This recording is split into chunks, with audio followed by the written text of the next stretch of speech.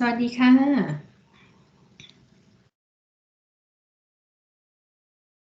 สวัสดีครับ สวัสดีค่ะ สวัสดีค่ะ So you can hear me loud and clear, I suppose. Could you say hi? So today is our class 6 together. Happy Valentine's ค่ะ I'm in pink here, so hope that you have pink Valentine as well. So today is our class number 6 together. So what we're gonna do is, but first of all, let me remind you to sign in, okay, just in case that you haven't done so just yet. I am now sharing my screen, I suppose, and also start recording the session for you. So over here, if you have not signed in just yet, so please do so. Let me call out some of the names. Dylan, Hela, Orsi, Pannavit, and Natcha. Please sign in if you haven't done so just yet, so please do so. All right, so very good afternoon, everyone. Hope that you have a good day today. So today we will move along with our example, from the adjusting entries to the trial balance and to the financial statement preparation. So today we will talk about 3 steps in the example, okay, 3 steps today. So let me recap a little bit on the things that we talked about last time on the adjusting entries. And along the way, if you have any questions, you can stop me at any time and then ask questions, all right? So this is a recap on the things that we have already talked about last time.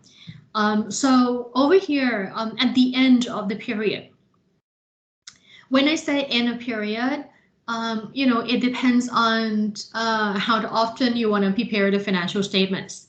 If you want to prepare the financial statements yearly, like once a year, then you may make the adjustment, to your books at the end of every year.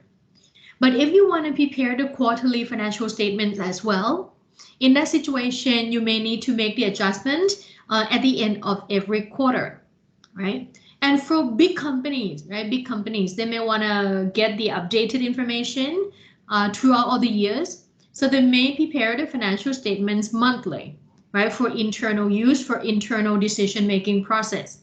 So for that, they may record the adjusting entries monthly, right? So it all depends on the policy of the company, how often they want to prepare the financial statements and how often they want to make the adjustment to their books, all right? So last time, right, I used 2 different colors of pen. So let me remind you again the meaning of the 2 colors of pen. So over here, right, over here, if I use black pen, right, let's say black pen, okay. So these are the entries recorded, right, during the period. Okay, so these are the entries that I record during the accounting period.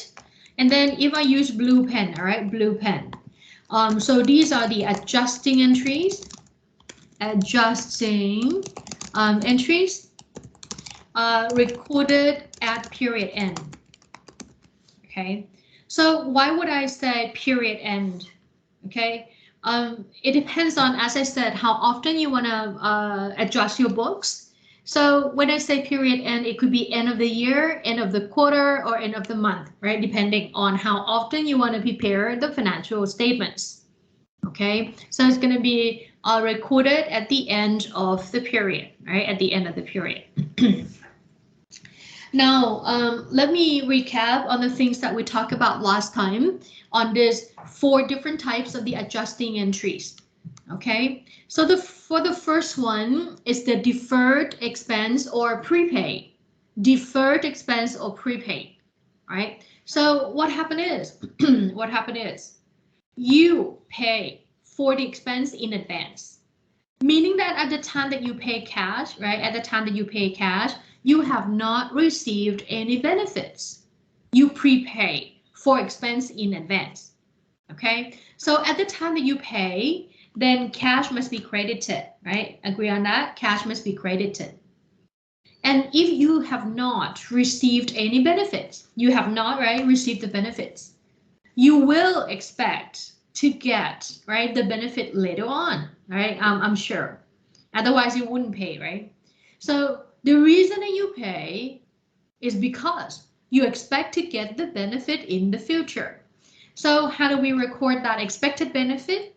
The expected benefit is what we call prepaid expense. And and over here, you have to identify whether it's prepaid rent, prepaid insurance. Okay, so you have to identify, the specific name, right, of the prepaid as well. Okay, whether it's prepaid insurance, whether it's prepaid rent, whatever the case is. So you have to, specifically identify.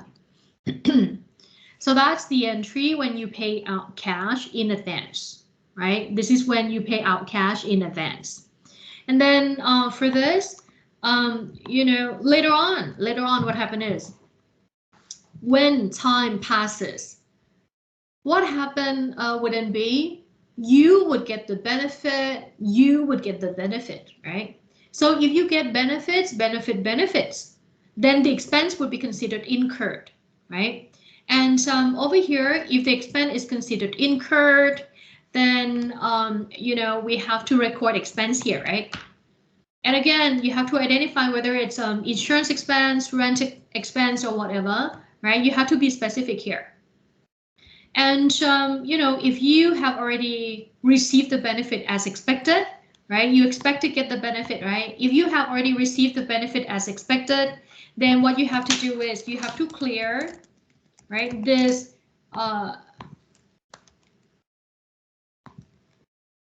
okay. So what you need to do is you need to clear the prepaid from the book. Why so? Over here, you record that you expect to get the benefit, right? You expect to get the benefit. If you have already received the benefit, then the prepaid must be gone, right? You no longer have that prepaid. So what you need to do is you need to clear that prepaid by recording credit to it. Okay, then, it's end. So any questions here for the first type of the adjusting entry, first type? Okay, I let you look at this just in case that you have questions.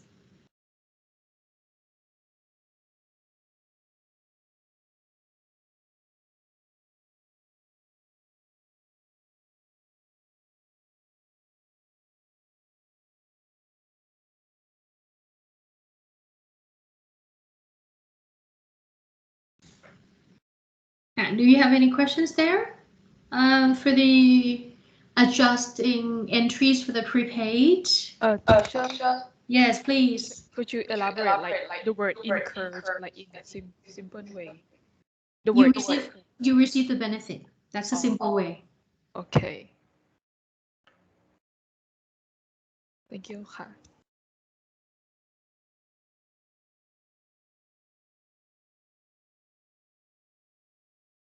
All right. So over here, we have already recorded the transaction, right? Both for the entries during the accounting period and also the entries that you record as part of the adjusting entries. Okay. Now let's move along to the second one. For the second one, right? For the second one, this is what happened. The second one here is called accrued expense or the payables, right? Accrued expense or the payable. So what happened is, during the accounting period, you receive the benefit, you receive the benefit, you receive the benefits. So the expense is considered incur, right? So what happened is you have not recorded the expense just yet, and you have not paid as well, right? So over here, it's unrecorded and also it's unpaid. Okay, unrecorded. Okay, you have unrecorded expense at period end, and also you have unpaid expense, right, at period end. Okay. So here in this situation, you received the benefit already, right? As you can see over here, expense is considered incurred, meaning you received the benefit already. So if you received the benefit already, then expense must be recorded, right? Expense must be recorded. And over here, I said we haven't paid, right? We haven't paid. So if we haven't paid, then we have to record the payable, And again, everyone, you have to identify the specific name, okay? Whether it's, wages, whether it's wages, what happened to my pen? แป๊บนะคะ What happened to my pen? Okay, all right. So over here, you have to specifically identify the name of the payables, okay? Whether it's wages payable, whether it's utilities payable, whether it's interest payable, whether it's rent payable, right? You can have many different types of payables. So you have to identify that, right? You have to identify that. And, at the end of the year, you receive the benefit already, but you haven't paid. So when the time passes, what happened? Time passes, you will then need to make the payment to whoever, right? You owe them for. So over here, when you actually made the payment, cash wouldn't be gone, right? So that's credit to cash.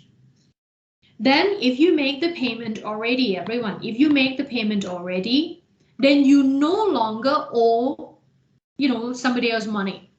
So what you need to do is you need to clear this payable from the book because you no longer owe anyone money, right? You have already made the payment. So you don't really owe them anything. You have to clear the liability from the book by recording debit to it, all right? So this is the accrued expenses. I'll let you take a look at this and in case that you have questions. อาจารย์คะ เชิญค่ะ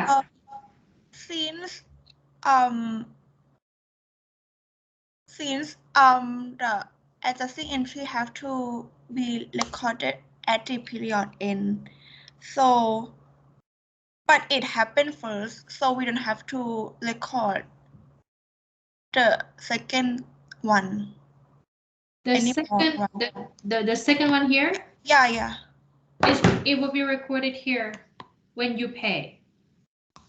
Oh, so which one do we have to record at the period end? This is period end. You look at the date เนี่ยครูเขียนวันที่เนี่ย So when do we have to record the second one?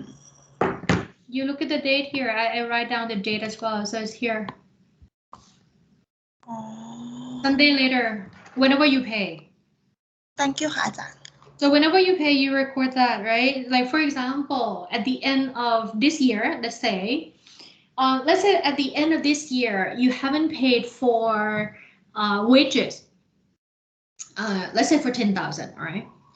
So if at the end of this year, right? End of this year, you haven't recorded, the wages just yet. So you record it, right? Debit to wages expense, credit to the wages payable, 10,000. And later on next year, right? You will need to make the payment. Maybe you pay on the 15th of January of next year. Then this entry will be recorded on the 15th of January, whenever you pay. So whenever you pay, it may be like 15th of January of next year, then you record debit to the wages payable, credit to cash. So whenever you pay.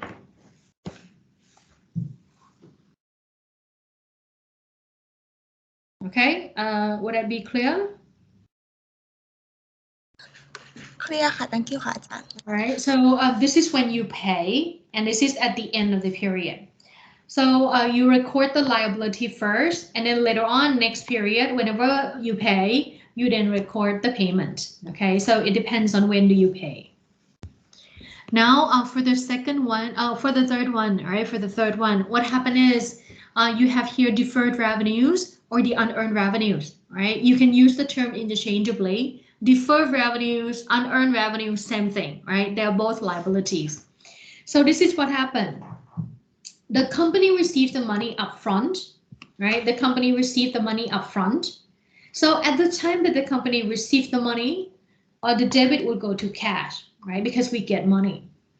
And here, as I have stated earlier, we get the money ahead of time. So at the time that we receive the money, we haven't done anything for the customers. Let's say that we haven't provided them with the services, we haven't delivered the products to them, right? So if that's the case, then we owe them something, right? We owe them something. And that is what we call unearned, whatever revenues you have. Maybe it's unearned service revenue, right? Maybe it's unearned rent revenue or unearned sales revenue, whatever the case is. So what do we mean by unearned, right? We received the money already, but we haven't done anything, right? So the term unearned here means that you haven't worked, right? You haven't provided them with the services or products, okay? So you basically owe them the works, right? You owe them services, you owe them products, whatever the case is. So that's the liability, okay? So at the time that you receive the money, you have to record the liability, okay? You have to record the liability. And then later on, what do you have to do? As I said, you owe them services, you owe them products, right? So when the time passes, what will be the things that you have to do? You have to do the works.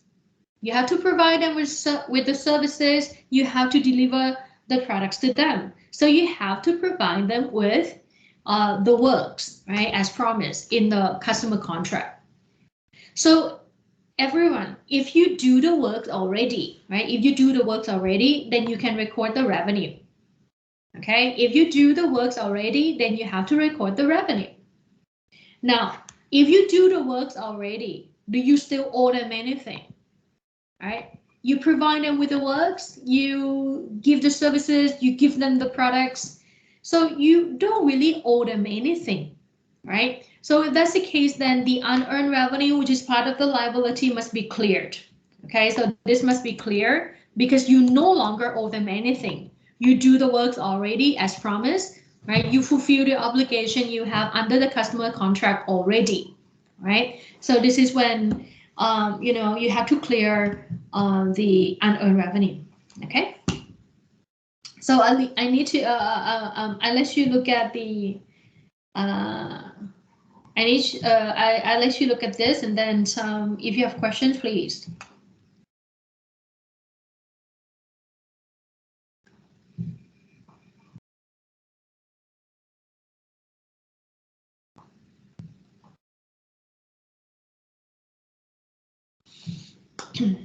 All right, so if not, then let me move along to the fourth one. All right, so the fourth one here is the accrued revenues.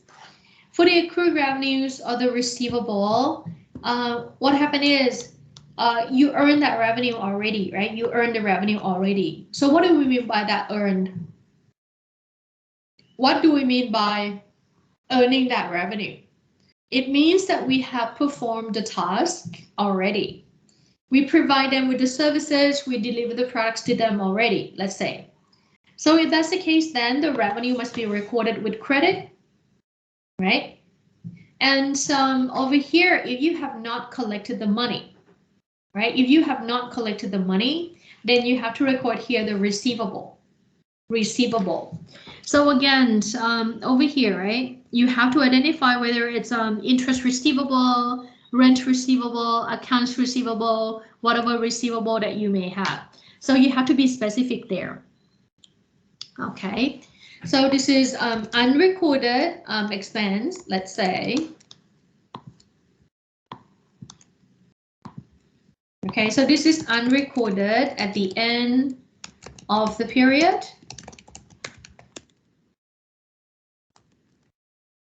Okay, and this is uncollected as well.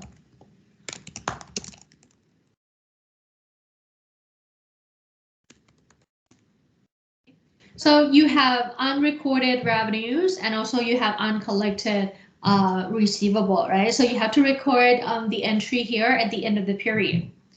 And then later on, what happened next year, right? Next year, you will then try to collect the receivables you have, right? So if you collect the receivable, then cash must be debited, right? If you collect the receivables, then cash must be debited. And if you collect the receivable already, then the receivable must be cleared. So let me clear the receivable here, okay? So it will then be clear. If you have already collected the money, then the amount would be cleared.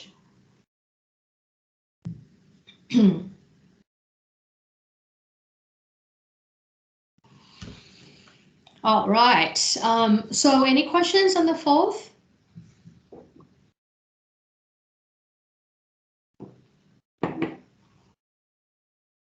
Any questions here? No? Okay. So if not, then what I would do is last time, right? We have recorded the transaction 1 to 13 already, right? 1 to 13.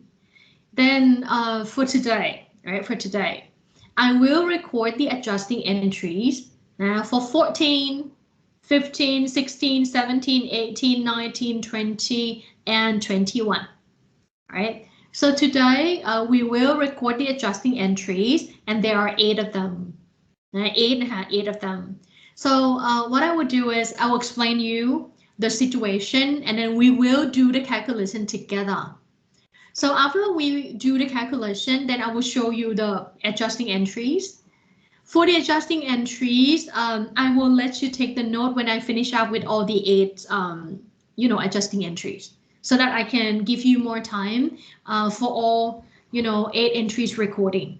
Okay, so we will get to do the calculation first, and for the entries, 8 of them, you will take note all at once, after I finish up with the explanation until the transaction number 21. Okay. All right. Now, let's do this together.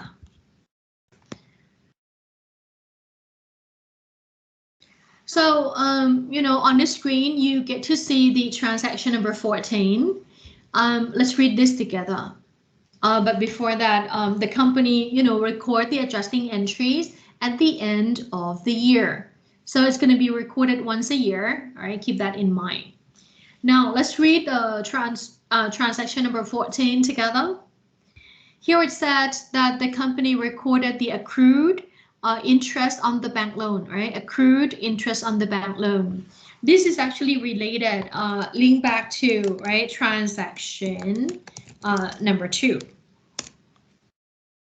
Okay, so the transaction number 14 link back to transaction number 2. So let me, go back to transaction number 2 so that we get to know more of the information related to this bank loan. Okay. Okay, I'm here. So this is transaction number 2. Let's read this together. On February the 1st, everyone, the company borrowed 5-year bank loan 1 million. That 1 million is basically the principal, right? Principal of the loan. And this is the loan, so the bank will also charge you the interests.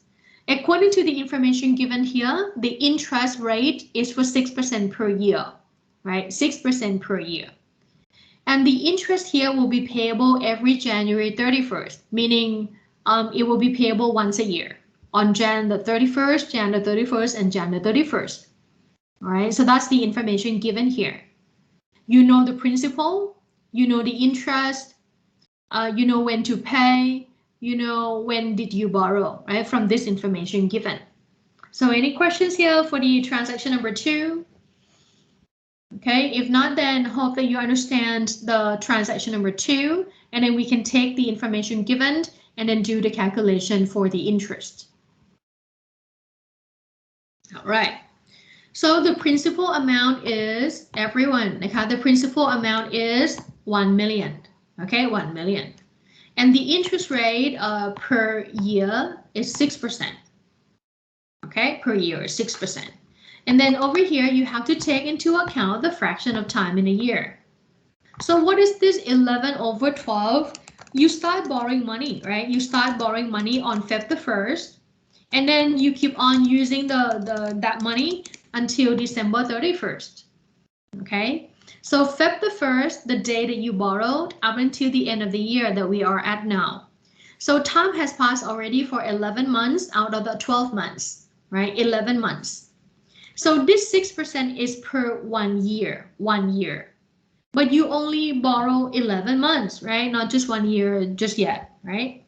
So what you need to do is you need to take 1 million, multiply that by 6%, multiply that by 11 over 12. So over here, if you take, okay. So over here, let me clear the calculator. So over here, if you take 1 million and then multiply that by 6%, and then multiply that by 11 over 12, you're gonna get 55,000. See that? If you have the calculator, you can just continue on doing the calculation, and then finally you get the answer, right? You don't really need to rely on any scratch paper, right? You can just do the calculation continually, and then you get the 55,000, right? You get the 55,000.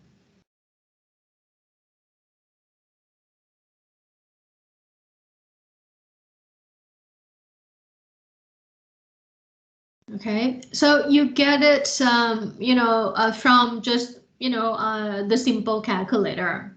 So this is 55,000, all right, 55,000. Over here, if you do the calculation, right, you get this 55,000. Now, let me ask you a question.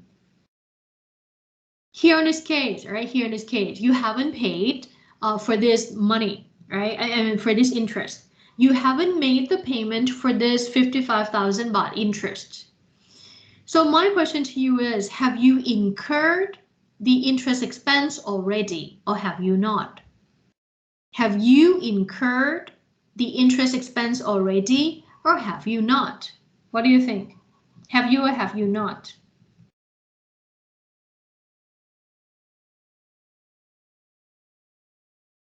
Have you or have you not? Have you incurred the expense already?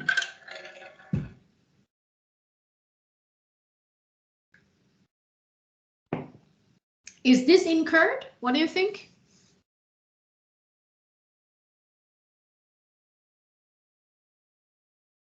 What do we mean by incurred? Right, last time we talked about, when do we consider that the revenues are earned, and when do we consider that the expense is incurred? Have we talked about that already? Have we or have we not talked about the, whether the revenues are earned or whether the expense is incurred? Yes. So when do we consider that we incurred the expense? When we already get all from the loan. Your voice like on and off. Can you say it one more time? When we already get all the benefits. May not be all, right? I didn't say all. One more time. I never say all. I never say all the benefits. Okay. So some of the benefits have some. Okay. So we whenever we get the benefits, maybe some or maybe all, right? Whenever we get the benefits, the expense will be considered incurred. Am I right? Okay. So we have already talked about this last time. You cannot keep forgetting because we have a lot to learn. So if you keep forgetting the materials in a prior class, then we don't have enough time, right, to cover the new knowledge. So we talked about this already. Expense will be considered incurred when you actually receive the benefits. Maybe some of the benefits or maybe all of the benefits, doesn't really matter, right? So my question to you is, have you or have you not incurred the interest expense here? So in other words, I'm asking you whether you have received the benefit from the borrowed funds. Have you received the benefits from the borrowed funds? Yes or no? Have you or have you not received the benefit from the borrowed funds? Yes, you have, right? Yes, you have. So if you have received the benefit from the borrow funds for 11 months already, should you record the interest expense for 11 months? Should you record the interest expense for 11 months, given that you received the benefit from the borrow funds for 11 months already, right? It is a yes, right? Yes. You incurred expense already and you have to record it. So let me take the numbers here, right? 55,000 to this recording, okay? 55,000. So all these are adjusting entries, all right? Adjusting entry, okay? Now everyone, you received the benefit from the borrow funds already. So if that's the case, then the interest expense is considered incurred. Right? You receive the benefit, so the expense is incurred. You have to record expense with debit. Now, let me ask you questions. Have you paid? Have you paid? Have you paid? Not really, right? You have not. You have not.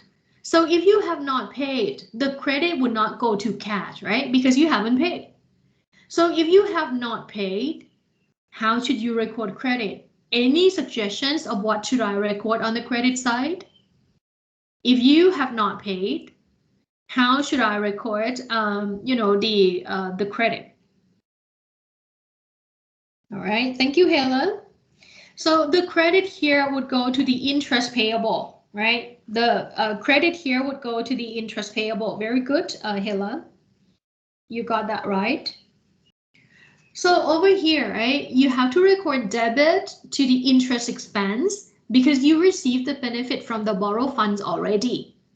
And then you have to record credit to the interest payable, right? Interest payable, which is the liability, because you owe them the interest. You haven't paid, right? You haven't paid. Okay. As I said, we have 8 transactions altogether. So I will let you take the note in just a little bit. If you agree with the recording here, if you have no questions, then you take note later on. Okay. But if you do have questions, you can ask questions right away. Okay, so if you don't have any questions, then let me move along to the second transaction. We have 8 of them altogether. Now, for the transaction number 15, this is when you record the depreciation on the truck. So this would link back to the transaction number 3. Okay, so transaction number 15 and transaction number 3, they're all related, right? They are related. Okay. Prepaid. Okay, so they are related, right? They are related. Now, let me, go back to transaction number 3. Okay, where is it? Okay, all right. Now, everyone, this link back to the transaction number 3. On April the 1st of year 1, the company acquired the truck and pay 850,000 baht, right? 850. And the useful life is expected to be 5 years, and the residual value is estimated to be 50,000. Okay, so the the truck cost is 850,000, right? You think that you will be using the truck for 5 years, and then at the end of that year 5, you will sell it off to somebody else as old truck, as used truck. So you expect to get back 50,000. So let me elaborate on this so that you understand what it means by this. Suppose that this is a truck. All right. So suppose that this is a truck. What happened is at the time that you buy the truck, the value of the truck is 850,000, 850, right? 850. And then later on, the truck wouldn't be used in the operation for 5 years. So when the company uses a truck, the value of the truck will then be depreciated, right? And then at the end of that useful life, if the company sell off the old truck to some others, the company expect to recover 50,000 baht back. All right. So if that's the case, then everyone, what is the total reduction in the value? What is the total depreciation? over the life of the asset. How much is the total depreciation? Okay, very good, Kat. All right, so you're starting out with 850, right? You're starting out with 850, and then the value reducing because of the, depreciation, right? Wear and tear, right, of the use. So at the end of that useful life, you think that you will recover back 50,000, okay? So over here, the total depreciation would then be 800,000, like Kun Vipavi has suggested, right? 800,000. Now, the total, right? The total depreciation is 800,000. Now, let me ask you further. If the total, all right, if the total depreciation is 800,000, and we want to spread that out over the useful life evenly and equally for each and every year. So if that's the case, then how much is the depreciation per year? We want to spread that out equally, right? Evenly throughout all the years. So how much is it per year? Per year. The amount per year would then be 160,000, right? Per 1 year, 12 months, right? So it's 160,000. But according to the information given, everyone, according to the information given, you acquired the truck on April the 1st, and then you keep using the truck until the end of the year, right? So from April the 1st up until the end of the year, how many months would that be? It's not one full year, right? It's not one full year. So you have been using the truck only for portion of the year, for fraction of the year. So it's not one full year that you have to chart, okay? So depreciation would not be 160,000 because 160,000 is for one whole year, right? One whole year. So what you need to do is you need to take into account the fraction of time in a year. So you have to multiply by 9 over 12. So how much is it then? 160,000 multiplied by 9 over 12, right? So it's going to be 120,000, okay? 120,000. Now, let me show you the calculation using the calculator. So let me clear the calculator. Everyone, okay, you buy, right? You buy the truck for 850,000, all right? 850,000. So if you put this 850, right? 850 in the M plus, you put 850 in the M plus, and then you minus that by 50,000, the residual value. So if you minus that by 50,000, the residual value, this is what you get, 800,000, right? So for this 800,000, you will divide that by 5 years because you want to average out, right? You want to chart equal depreciation for each and every year. So the depreciation per year would then be 160,000. But you have been using the asset only from April the 1st up until the end of the year, right? So it's not one full year just yet. Meaning that you have to take into account the fraction of time in a year. So you have to multiply this by 9 over 12. 9 divided by 12, right? So this is what you have. What is this? This is a depreciation that you charge for 9 months, right? Because you use up the benefit of the truck already. Now, let me ask you a question. If you charge depreciation, what happened to the value of your truck? Right? Should it be, 850 still, or should it be reducing because of the depreciation? What do you think? The truck is getting older, am I right? The truck is getting older, and the remaining benefit getting less and less. Okay, so what will happen to the value of your asset? The value would then be reducing, right? Because of this depreciation, am I right? Okay, so if the value of the asset is reducing because of this number, should I put this 120 in M plus or M minus? M plus or M minus? What do you think? Is it M plus or is it M minus? So it's going to be M minus, right? So I put this to the M minus, all right? Okay, I put this to the M minus, and then if I press MR, then I get 730. how do I call this 730,000 the remaining value, right? Remaining value. The remaining value is what I called carrying amount of the book value. All right, so here 730,000 is the value of the asset after charging 9 months depreciation. So how do I call this? This is what I call carrying amount or the book value. Okay, so any questions on the calculation of the 730? Okay, if not, then let me show you the solution. Hope that you understand the calculation here. Can you press the calculator again? Let me show you the solution first.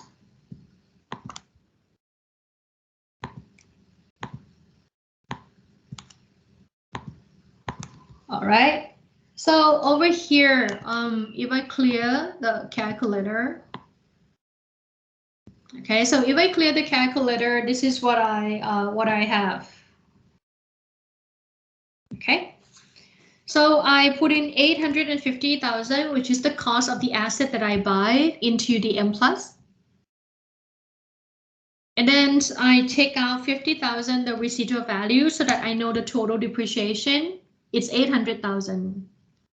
And then I want to average out, right, evenly throughout all the years. So I divided that by 5, I get 160. After I get 160, I would have to take into account the number of months that I've been using the truck during this year. So from April the 1st up until the end of the year, that would be 9 months, right? So you have to multiply this by 9 and then divided this by 12. Okay. So over here, you get 120,000, which is the 9-month depreciation. So I'm asking you what happened. If you charge the depreciation, what will happen to the value of your asset? And then you say, oh, Ajahn, it will be reducing because, you know, the truck getting older and the value, I mean, the benefit that you expect to get should also be lower, right? So this 120 reduce the balance of your asset. You have to take this out by pressing M minus, okay, M minus. So if you want to know the remaining value after charging this 9 months depreciation, then you press MR, okay? So if you press MR, you're going to get 730,000. This is what we call carrying amount of the book value. All right, carrying amount of the book value. Okay, so that's the calculation.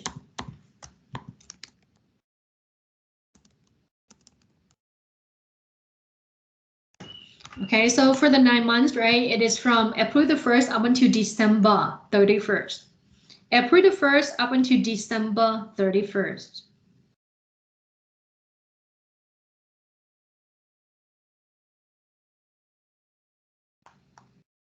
Professor, what is the contra asset account there? I will explain that in just a minute. After you finish taking notes, then I will address the issue here. Okay, whenever you finish with the notes, you let me know, and then I will explain it to you for more.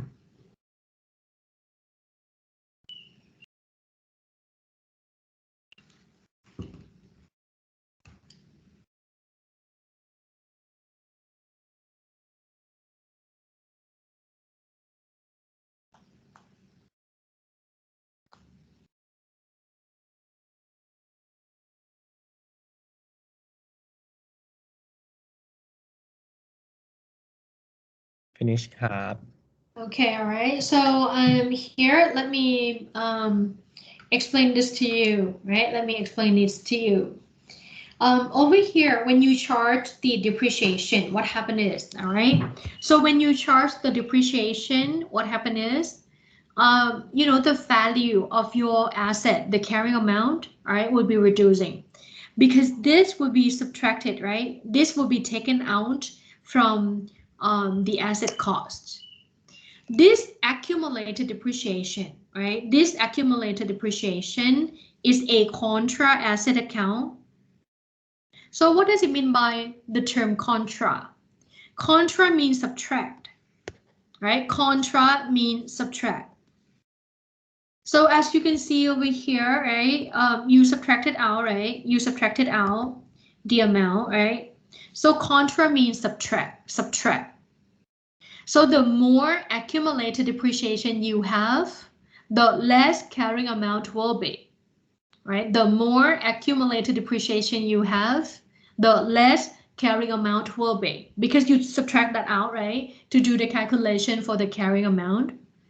And this is a subtraction, contra meaning subtraction. So this is a subtraction from the asset. That's why the normal balance must be on the credit side, which is the opposite side of the asset. All right. The normal balance of the accumulated depreciation must be on the right-hand side. You know, because we need to take that out from the asset. Okay, so hope that you understand the term contra asset, and you should know that the normal balance is on the credit side. So any questions on this?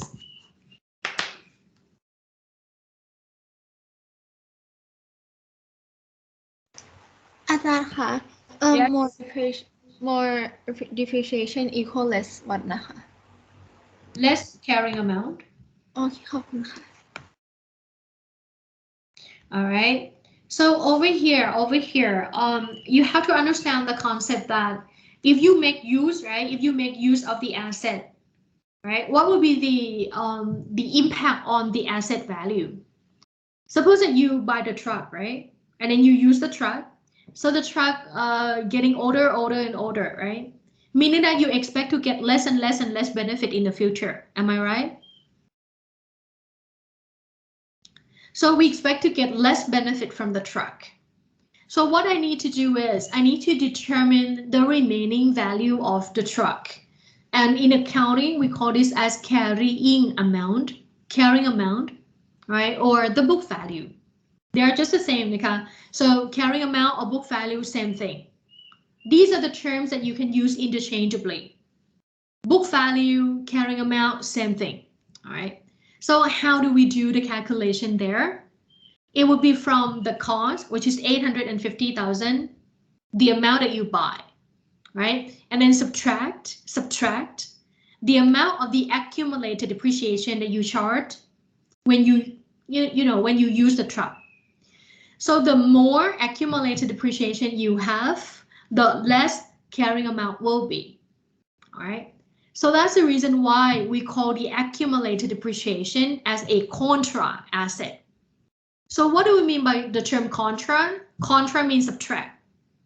The more accumulated depreciation, the less carrying amount will be, right? So the accumulated depreciation will be taken out from the asset, right? Taken out, subtract out from the asset. So that's why it's called contra, meaning you subtract it out from the asset. No, it's contra asset. Helen, it's contra asset. Okay, so it's part of the asset, but it's the subtraction from the asset. So it's part of the asset, but it's not the addition to the asset. It's subtraction from the asset, but it's part of the asset. Okay, it's part of the asset. So it's contra asset account, right? That's the classification. So it's a contra asset account. All right. Now, hope that you understand this. Then let's take a look at the recording. Now, you have been using, right? You have been using the truck for 9 months already, right? So if you have been using the truck for 9 months, then you hopefully receive the benefit, right, from the use of the truck. So if you receive the benefit from the use of the truck, then you have to record here depreciation expense. Whenever you receive the benefit, you record expense, okay? Now, the credit here would go to the accumulated depreciation, which is part of the contra asset account. The more contra asset you have, the less asset value will be, right? The more contra asset you have, the less asset value will be. So any questions on this adjusting entry?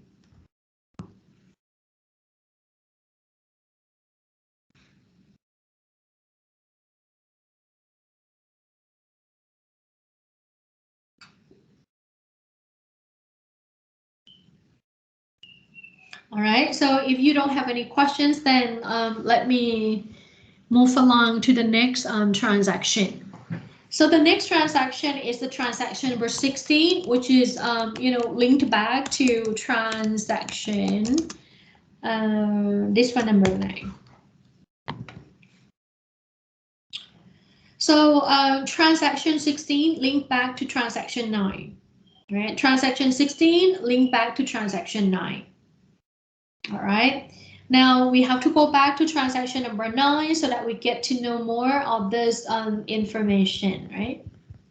So let me go back to transaction 9 for you.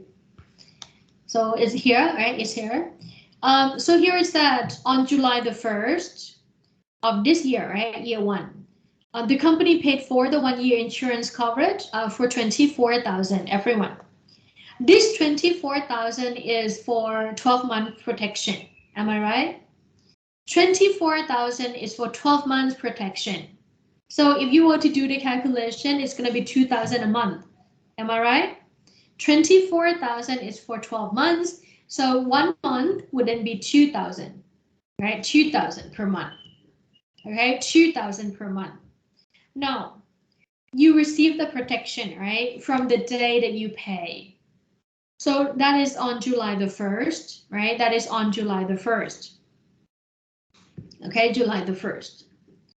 So over here, all right, on July the 1st, you start receiving the protection, right? You get the benefit.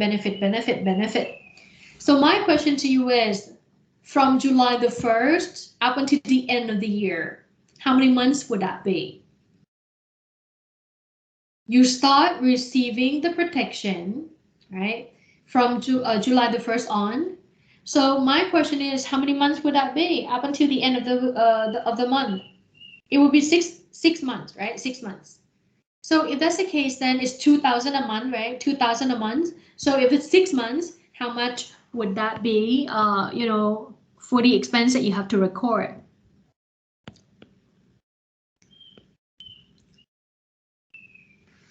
So basically over here, right, over here, okay, it's going to be 6 months counting from July the 1st, right, up until December 31st. Agree on that? So it's going to be 6 months time. So from July the 1st up until December 31st. So it's $2,000 a month. So altogether, you have here $12,000 as the insurance expense. Okay, sorry, $12,000 for the insurance expense. So let me ask you questions to make sure that you understand the situation here. Have you received the benefit from this insurance policy? Have you or have you not? Have you received the benefit from this insurance policy? Yes, you have, right? You get the protection, right, for 6 months. You are protected, right, against whatever loss you contract to. So you receive the protection for 6 months already, right? You are protected for 6 months already, meaning that you get the benefits. So if you get the benefits, then the expense is considered incurred, right? Expense is considered incurred. Okay? You receive the benefit already, all right? You receive the benefit already. So expense is considered incurred. Okay? And the amount here is just easy, straightforward calculation. It's 12,000. I got 12,000. So over here, if you want to do the calculation, you take 24,000, you multiply that by 6, divided that by 12, then you get the answer. All right, 24,000 multiplied by 6 divided by 12, you get the answer. All right, so this is the easy calculation. So any questions here? All right, if not, then let's take a look at the entry. Since you received the protection, right, the benefit, Since you receive the protection of the benefits, then you have to record debit to the insurance expense, debit to the insurance expense. And let me ask you questions. If you still remember in transaction number 9, you have recorded the prepaid, right? You have recorded the prepaid. So if you have recorded the prepaid, that prepaid that you record originally represent the expectation to get the protection for 12 months, right? 12 months. But now that you receive 6 months protection already, should you still have that 12 months, expectation, or should it be less? Less. It should be, right? It should be. All right, one more time. At the time that you pay 24,000, you expect, right, to get the protection for 12 months. So you record the prepaid. And now that you received 6 months protection already, right? You should not have that prepaid, right? Representing 12-month expectation. It should be reducing, right? It should be reducing. So how do you reduce the prepaid? The prepaid will be reduced by credit. So over here, you have to record credit to the prepaid for 12,000. So now you only have 6 month expectation, right, to get the protection from this policy, and then it's going to be done. Okay.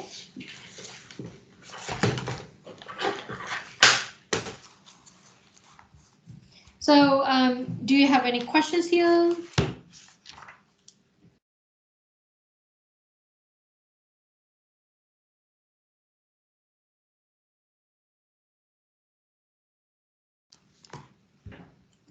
Okay, so if you don't have any questions, then let me move back to this transaction number 17. This transaction number 17 link back to the transaction number 11. Okay, so this transaction 17, you have to record the service revenue earned. If you still remember, in the transaction number 11, what happened is, so let's go back to the transaction number 11. In case that you forget the information given.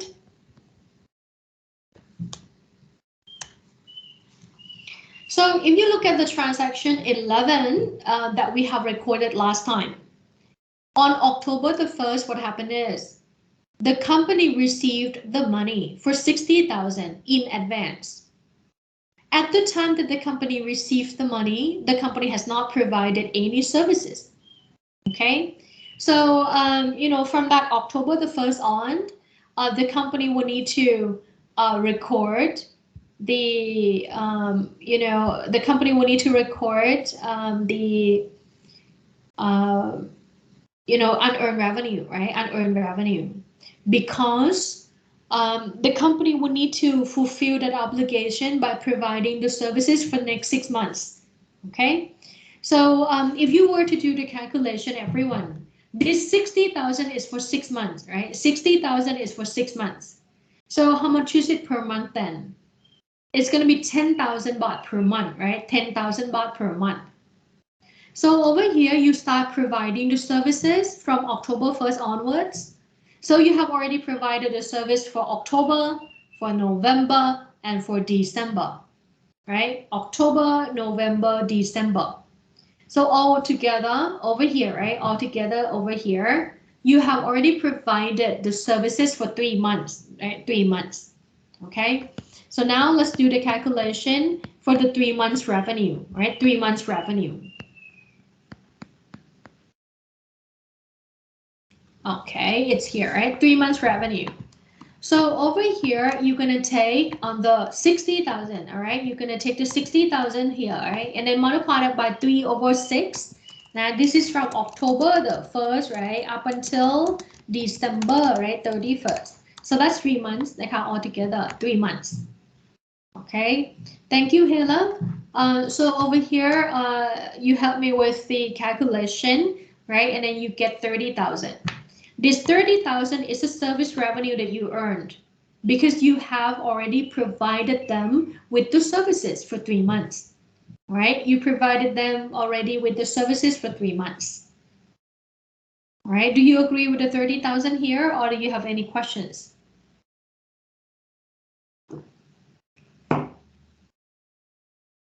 Do you agree with the calculation here? Did we make up the 3 months ourselves? The what? The 3 months period. It didn't say on the previous sheet. You start providing the services at the time that you receive the money. Oh, okay, I got it. Sorry. Okay, so you receive the money on October the 1st, right? And then you start providing services to them from that day on. So it's October the 1st up until December 31st. So it's going to be 3 months altogether. All right, so if you agree with the 30,000, then let me show you the recording. Now, have you done the work? Have you done the work? Yes, right, partly. So if you've done the work, then the service revenue must be recorded, right? You have done the work, so the service revenue must be recorded. Now let me ask you, if you've done the work, do you owe them more or do you owe them less? If you provided the services for 3 months already, do you owe the customers more or do you owe them less? You owe them less, right? So if you owe them less, then you have to reduce the balance of the unearned revenue you have. Agree on that? You have to reduce the balance of the unearned revenue you have because you owe them less. Okay, so this is the recording. Debit to the unearned revenue and then credit to the service revenue. Okay. Now, do you have any questions here? Or do you agree with the recording?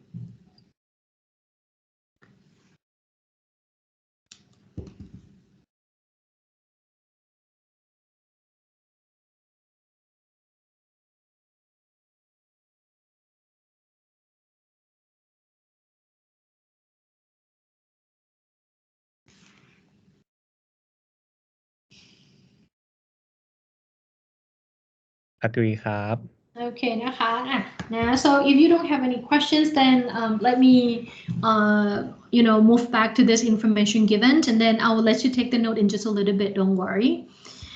For the transaction number 18, this is linked back to transaction 12 นะคะ. So for this transaction 18, it will link back to the information given in the transaction number 12. Here it says it's about the office supplies, right? Office supplies. So let me go back to the transaction number 12 so that we get to know more about this office supplies.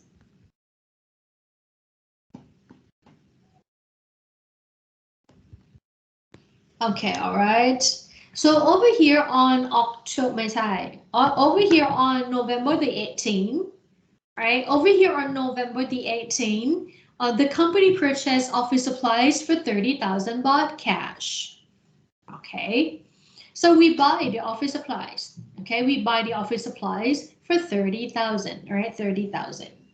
Now what happened is, okay, let me go back to this since that we know. All right.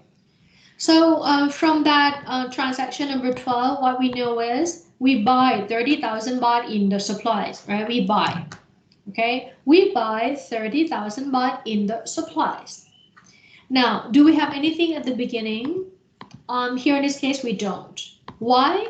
Because this is the first period. If this is not the first period, then you may have certain balance there at the beginning. Agree on that?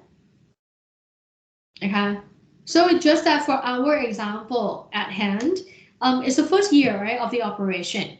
So the beginning balance here would then be 0. But if you are working on some other cases, and it's not the first year of the company, you may have the beginning balance here, right? That's quite common. And then over here, you're starting out with 0, and then you buy 30,000 baht more. But what happened is, right? What happened is, here it said at the end of the year, you only have 10,000 left, right? At the end of the year, you only have 10,000 left. So let me ask you questions. You're starting out with 0, right? And then you buy 30,000 more. But why at the end you only have 10,000 left? What happened to the missing 20,000? What happened to it? What happened to the 20,000 baht that is missing? What is it? This is no mistake. แป๊บนึงนะคะ ฮัลโหล อะไรนะคะจากสภาวิชาชีพใช่ไหมคะ โอเคค่ะ มาถึงหรือยังคะ ใช่ค่ะโอเคค่ะ เปิดประตูเล็กเข้ามานะคะ เอกสารวางอยู่บนโต๊ะสีขาวข้างหน้าบ้านค่ะ ค่ะจากหน้าถึงสภาวิชาชีพบัญชีค่ะ โอเคค่ะ ขอบคุณค่ะ sorry for that right, sorry for that. It's the Sabha Vichachi Banchi will need to collect some documents from me. So sorry for that. I need to be on the phone for a short while. So what happened to this 20,000? This 20,000 that is missing is actually the amount of the supplies used, right? So over here, we use up the supplies already, right? We use up the supplies already. Okay, we use up the supplies already. Okay, so this 20,000 is actually the office supplies expense, right? Office supplies expense. Okay, office supplies expense. All right. Now, if you do agree, no, this is not depreciation because this is not part of the PPE. If it's not part of the PPE, then it's not the depreciation. Okay, so this is office supplies expense, not the depreciation. Now, how do we record the transaction? If we have already used up, right, the supplies, if we have already used up the supplies, then the supplies expense must be recorded because we get the benefit from the use of that supplies already, right? We get the benefit from the use of the supplies already. All right. Now, if you use up some of the supplies already, then you should have less supplies. Am I right? So you have to reduce the balance of the supplies because you have less of the supplies. You have to reduce the balance of the supplies as well. So this is how you record the transaction. Okay. So it's not part of the depreciation because this is not part of the PPE. Yeah? The office supply is not part of the PPE. So it's not the depreciation.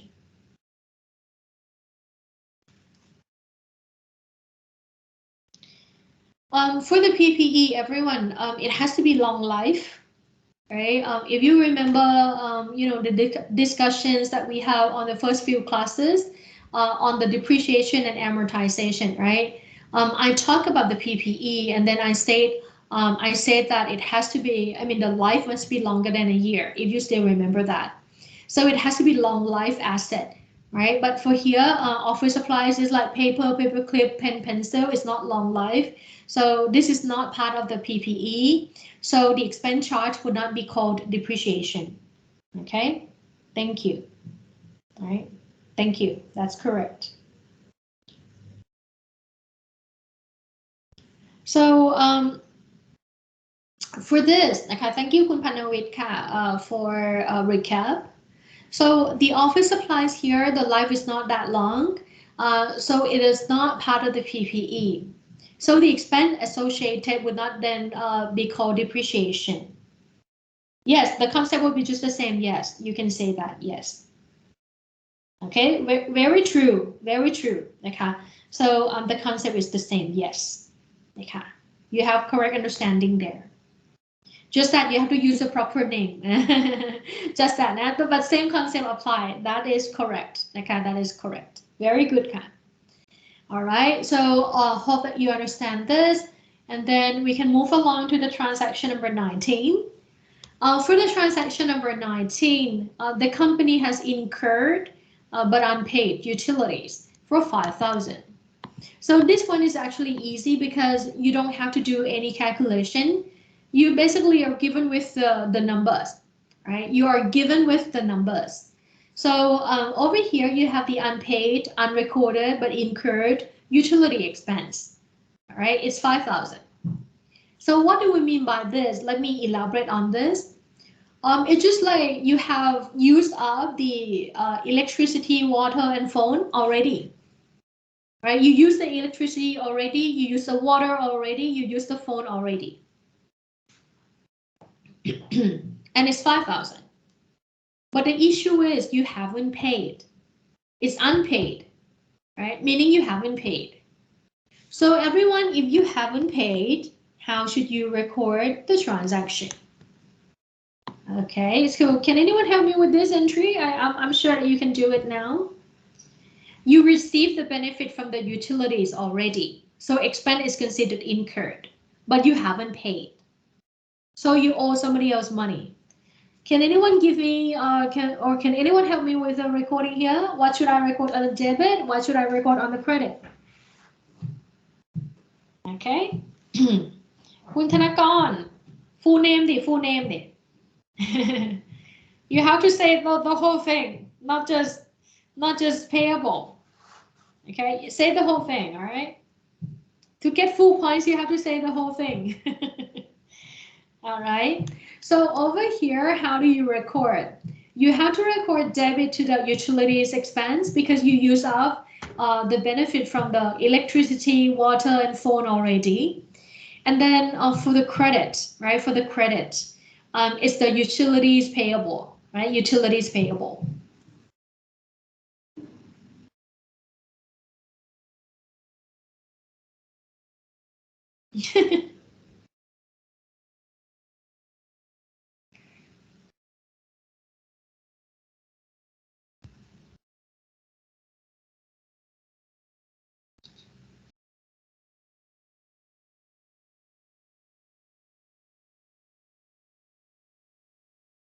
All right, okay.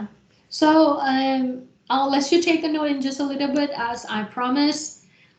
So next, what happened is, okay, next what happened is, this one is also easy because you don't have to do any calculation. You are given with the number, right? So let me elaborate on this. Hope that you understand. The thing is, okay, for this transaction 20, the thing is, you deposited the money in the bank throughout all the years, right? You deposited the money in the bank throughout, and then you basically earned that interest, 12,000. It's just that you have not collected the money on that, but you earned it already because you deposited the money in the bank throughout. All right. So how do we record this? You earned the interest revenue already, but you have not collected the interest. Okay, you have not collected money. So can anyone again help me with this entry? How should I record it? Need help on this, please? I earned the revenue, but I have not collected the money. So how should I record the transaction?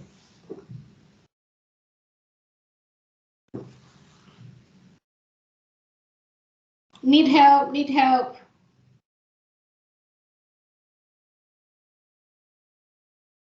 Come on.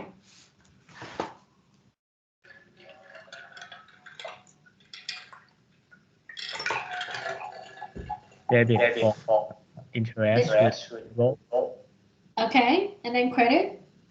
for interest revenue. Very good, right? You are totally correct. So it's a debit to the interest receivable and then credit to the interest revenue. Okay, so that's the solution. You all agree on this?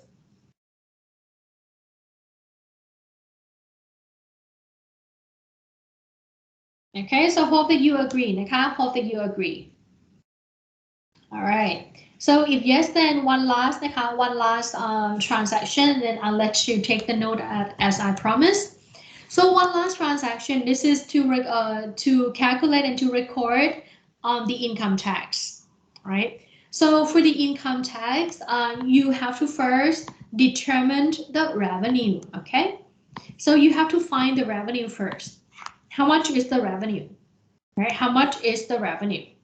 So let me go back to this, recording, and then you have to help me identify the revenue.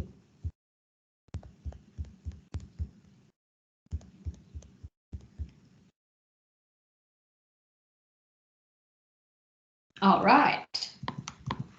So over here, everyone over here, you have transaction 1 to 13, right? That you have recorded last time. 1 to 13 recorded last time. Would you mind identifying the revenues? I want you to do the calculation for the revenue. Identify the revenue for me, right? So identify the revenue so that I know which one is the revenue. How much is it for the revenue that you have? On this page, okay, on this page. Do you have any revenues? So on this page, do you have any revenues?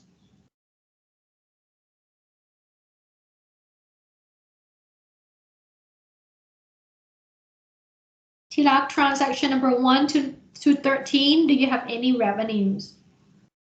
Yes ครับ Which one is it?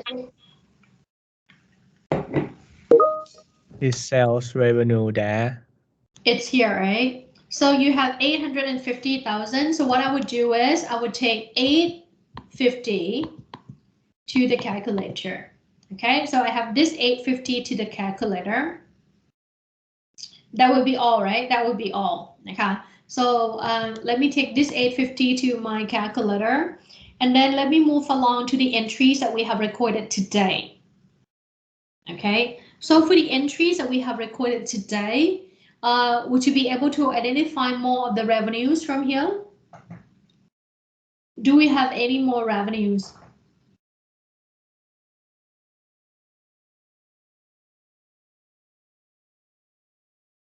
Yes. Which one? Which one is it? Unearned revenue. Is it here or is it here? Which one? You have to be specific,นะคะ. Do you mean unearned or do you mean service revenue? I'm asking you what? Service revenue. I'm asking you this,นะคะ. There are two different accounts, right? And another one? Another one is the interest revenue, right? So you have two more items here, right? Two more items. So let me take the 30,000, okay, and then add that to the previous amount I have. And then let me add another 12,000 there, right? So now if I add up the whole thing, the total would then be 892,000. Okay, 892,000. Hopefully you agree with the numbers here. 892, right? 892. So for the 892, let me put it here, right? 892. Okay, 892. Okay, 892. Okay, 892. Now, not only I have to find the information on the revenues, but also I have to find the information regarding expense as well, right? Expense. So let me go back to the expense case, okay, expense case. So over here, I have the transaction number 1 to 13, right? 1 to 13. Can you please identify expenses? All right, 1 to 13, transaction 1 to 13, do we have any expenses? Cost of goods sold หรือเปล่าคะ Okay, so you have this one, right? What else? And the wages expense. And it's here, right? Okay. So I have two expenses identified, right? So let me come back to my calculator. So over here, right, on the calculator, I have 892,000. So what I would do is I would take this 892,000 to the M plus. So let me take it to the M plus. Okay. And then I will start out calculating the expense. So here I have 175,000 and then added that to 50,000. All right. So now I have 225,000. So let me move along to the entries that we have recorded today. And the ones that we have recorded today. Do I have any more expenses here? Any more expenses here? Yes or no? All right. So I have here the interest expense, right? And then depreciation expense, insurance expense, office supply expense, and the utilities, right? And the utilities. So I have a lot more over here. Let me do the calculation. So I take, at 55,000, add 120,000, add 12,000, add 20,000, add 5,000. Okay, so if I do the calculation, Hela, how much we have? How much we have, Hela? You're the hope of the class. You're the hope of the class. So over here you have 437,000, all right? 437,000. Okay, so if you do agree with this, then let me go back to this one, okay? Now, this is 437, right? 437, okay? And in terms of the rate, right? In terms of the rate, it's 20%. So let me show you the calculation in the calculator. So everyone, right? I have here 437,000, right? 437,000. This is the amount of expense, right? Expense. Should I put this to the M plus or M minus? Expense, M plus or M minus? Expense. Should I take them to the M plus or M minus? minus ครับ It's M minus. So let me put this to the M minus, to the M minus. Now, if I want to take the difference between the two, then I press MR, right? So if I press MR, I get the difference between the revenue and expense. And what is the income tax rate? It's 20%, right? So I multiply this by 20%. Okay. So if I multiply this by 20%, then I will get 91,000. So this 91,000 is actually my income tax.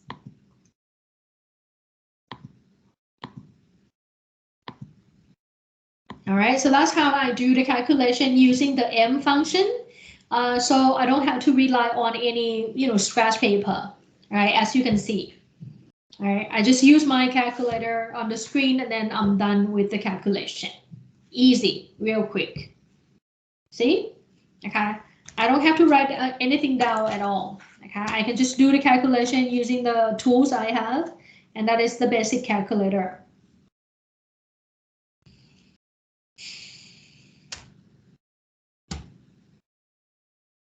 So please do the calculation. If you agree with the 91,000, then we can move along to the entries.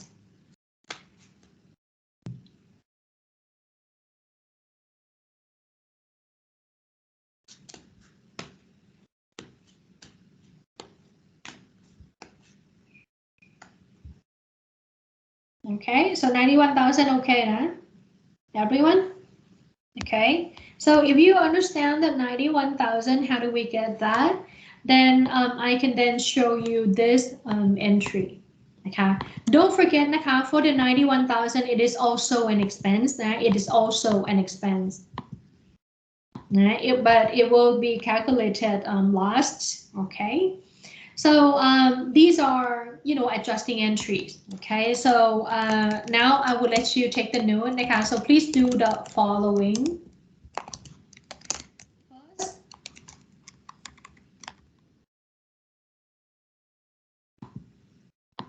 So please do the following. First, take note on the adjusting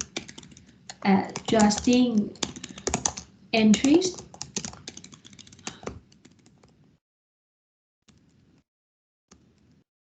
All right, it's transaction เท่าไหร่วะ 14, right, to 21 นะคะ.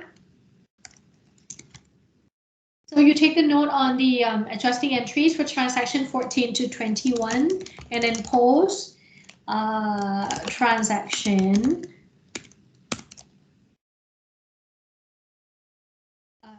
to 21 to the general ledger to update the balance นะคะ so you are using blue pen or whatever color pen you want.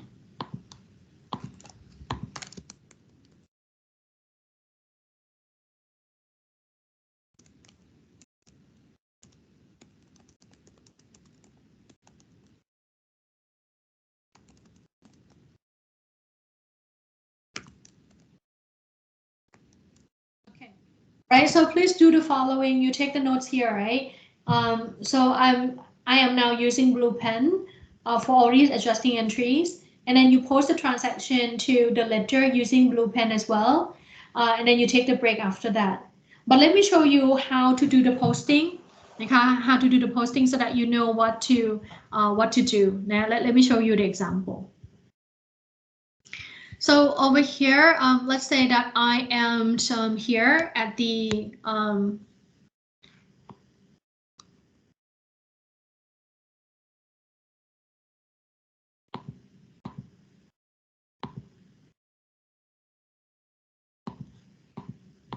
oh.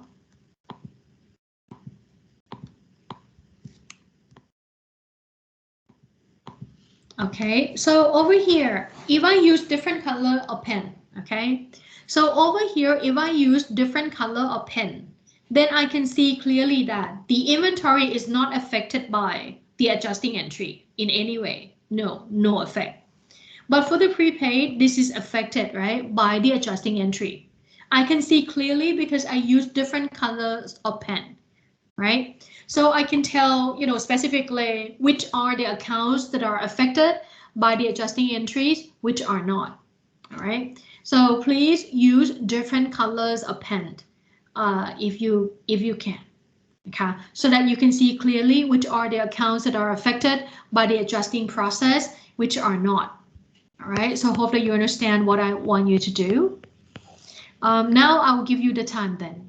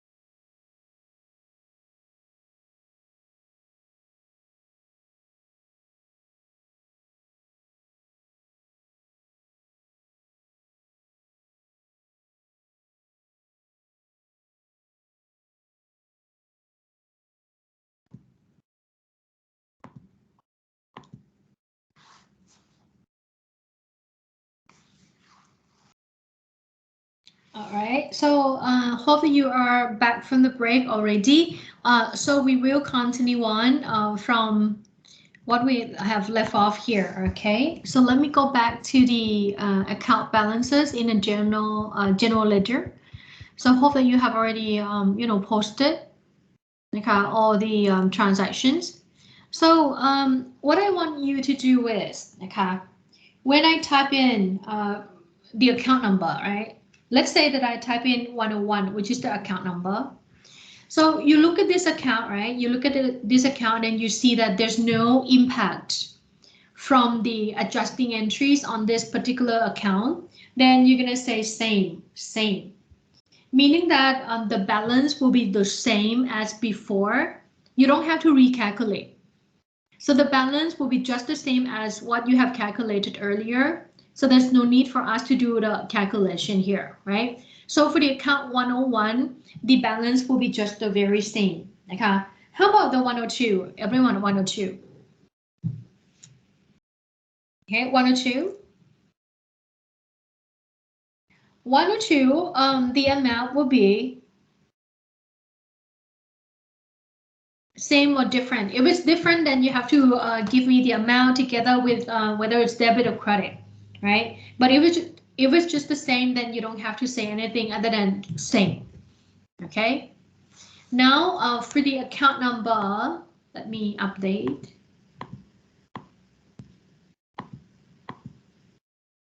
Okay, so for the account number 103.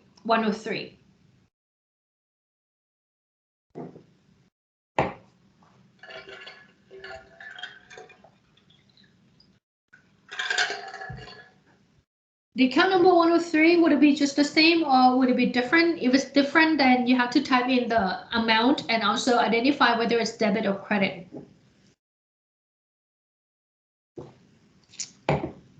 Okay, so it's going to be 12,000, right? 12,000 with debit balance. Okay, 12,000 with debit balance. How about 104? 104. How about the account number 104?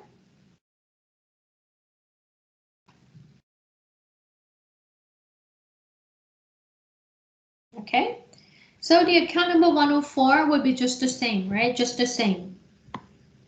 Okay, very good. Account number 105, everyone 105.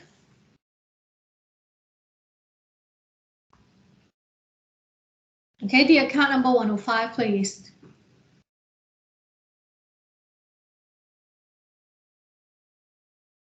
All right, so the account number 105, Kun Panawit, is it debit or credit? Kun Vipawi, is it debit or credit? Kun Panawit, Kun Vipawi, is it on the debit or credit? Debit or credit? Is it on the debit or credit? Vipawi, Panawit, what do you say? Hela, debit or credit? What is the balance? Would it be on the debit or would it be on the credit? Hela, Panawit, and then Vipawi. It has to be, right, on the debit side because this is part of the asset, right? So this is part of the asset, so the balance will be 12,000 with the debit balance. Okay, 12,000 with debit balance.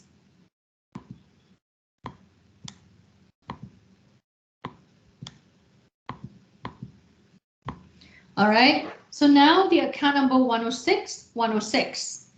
Okay, 106, please. All right, so the 106 would then be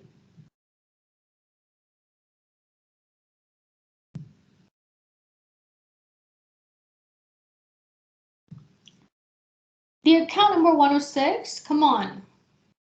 10,000 Okay, so it's 10,000 with debit, right? 10,000 with debit.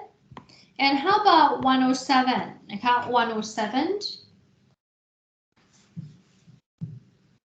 107. So for the 107, it will be just the very same number, right? As what you have calculated earlier. Now 108, 108.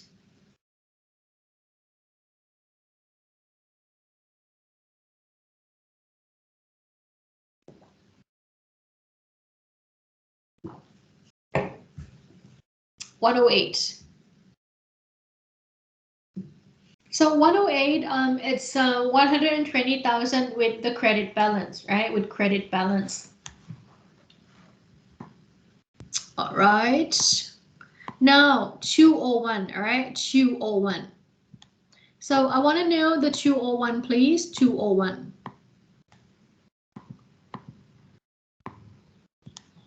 Okay, 201. It's going to be just the same, right? Just a very same number, right? 201. Same number. How about 202? Everyone, 202? 202.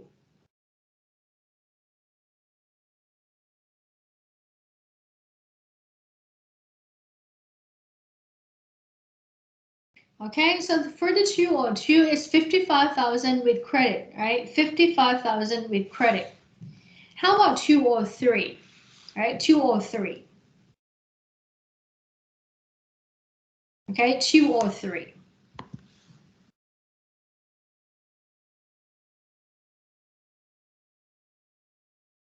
The 203, it's 5,000, right, with credit. Okay, 5,000 with credit.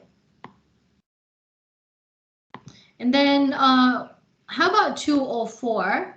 204. Okay, 204. Everyone, 204, please. 204. So it's 91,000 with credit, right? 91,000 with credit. Okay, thank you. 91,000 with credit. How about the 205? 205. 205. Okay, 205, please. For the 205, it's going to be 30,000 with credit, right? 30,000 with credit. Okay, 30,000 with credit. And how about 206? Everyone, 206. 206.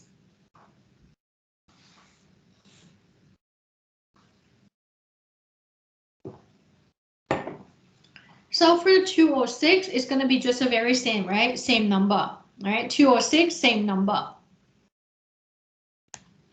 And then 301, right? 301. 301. So for the 301, it's going to be just a very same number, right? 302, right? 302.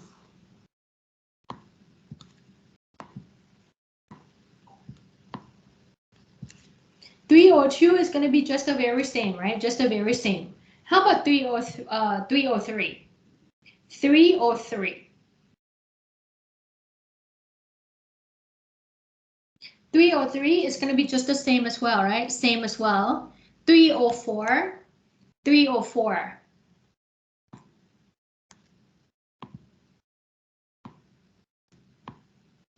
304 is going to be just the very same, right? Just the very same. Okay. Now, how about the 401? All right, 401. Here, 401, 401. So it's going to be just the very same, all right? How about 402? 402. Okay, 402. Would it change? 402. Okay, so for the 402, it's 30,000, all right? It's 30,000 with credit, okay? Now, how about 403? Okay, 403.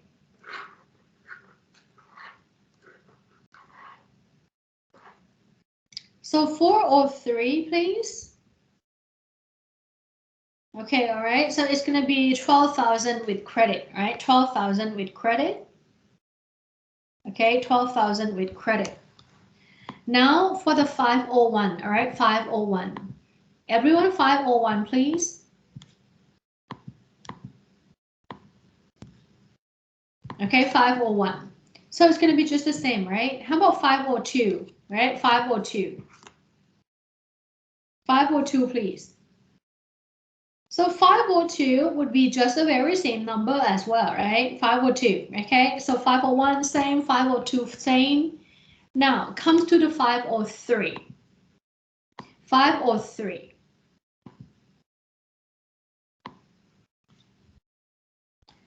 So 503, okay, 503, you have 120,000, all right, 120,000 with debit balance, okay, and then 504, ค่ะ 504. มาเลยค่ะ 504, how much is it that you have? Would it be just the same or would it be adjusted to the new balance? So it's going to be 12,000, right? 12,000, okay, with the debit balance. How about 505? 505. Okay, 505. 505. So 505 is 20,000, all right? 20,000.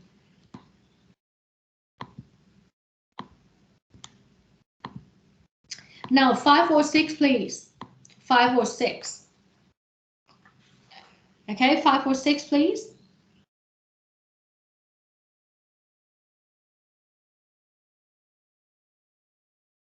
$546. So 546 is 5,000 with debit, right? 5,000 with debit. Now, how about 507? Everyone, 507.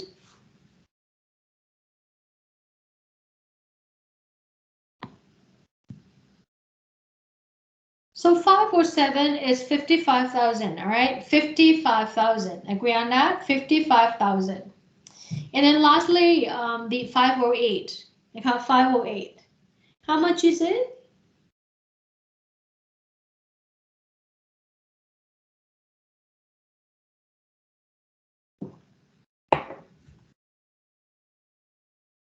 So for 508, it's 91,000 with debit, right? 91,000 with debit.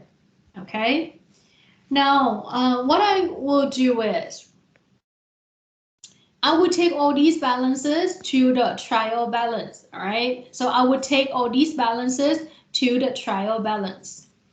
And this time, all right, this time, the trial balance is what we call the adjusted trial balance. Again, this is a tool used to check whether the adjusting entries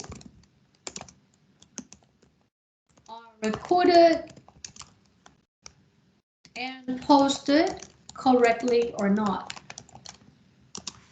Okay, so it's basically the tool that we use to check our works, right? Whether the adjusting entries are recorded and posted correctly and completely or not.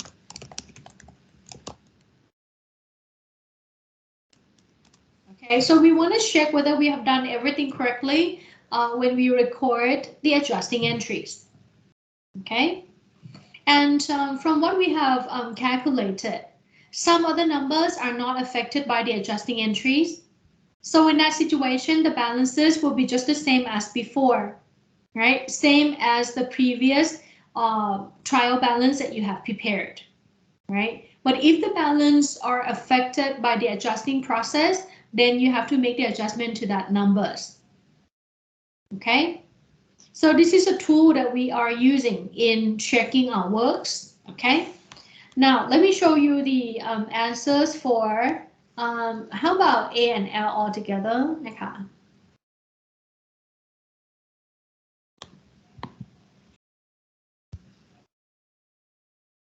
Okay, all right. So on this page, what do you have? On this page, you have the asset accounts, right? So let me talk about asset first.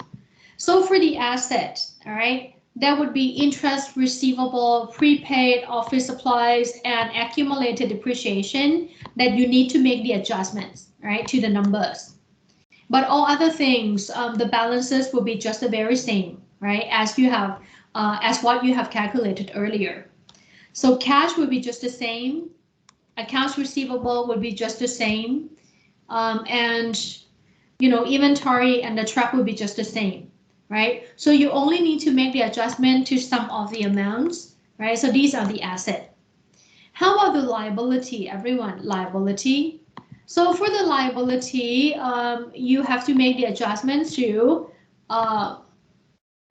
over here, interest payable, utilities payable, income tax payable, and also the unearned revenue, right? So these are the things that you have to make the adjustment to. So it's in blue, right? So if it's in black, it means that there's no impact. There's no impact. So the balance will be just the same, okay? And then for the equity, there's no impact, right? So the balance will be just the same. So now on the screen, you get to see the asset, you get to see the liability, and you get to see the equity. When you are done with the note here, you type in A, L, E. Right? Because on the screen, you get to see A, you get to see L, you get to see E. And remember that the letters in blue, they are the account balance that are affected by the adjusting process. Okay? So if it's in black, then the balance will be just the same. There's no impact from the adjusting entries.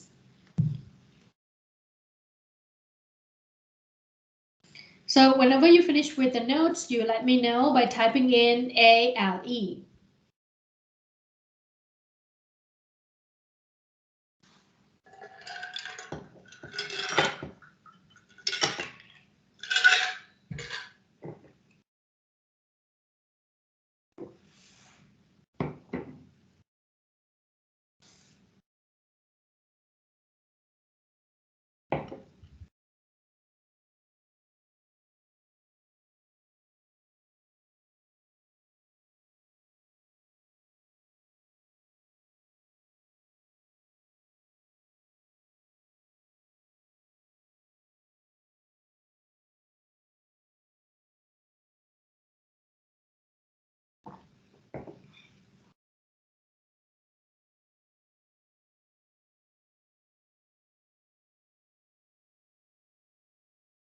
Okay, so if you finish with the notes, you type in ALE so that I know that you are done with this page. And then I will move it up so that you can see more of the accounts.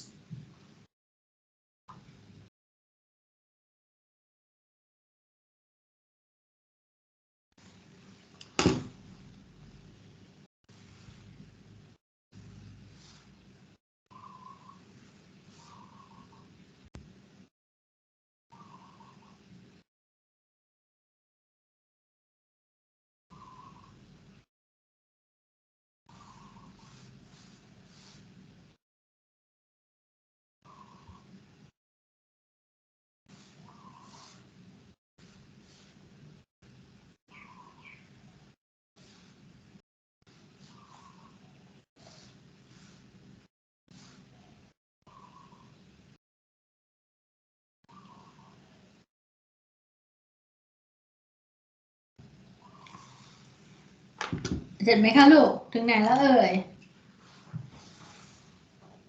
เสร็จไหมคะลูก All right, so let me move it up a little bit so that you can see more of this. All right. Hope that you can finish up until this. เสร็จไหมเอ่ยที่รักของครู All right. So over here we have the revenues, right, and also expense. So let me open up the whole thing for you, and then I will identify the accounts that are affected by the adjusting entries.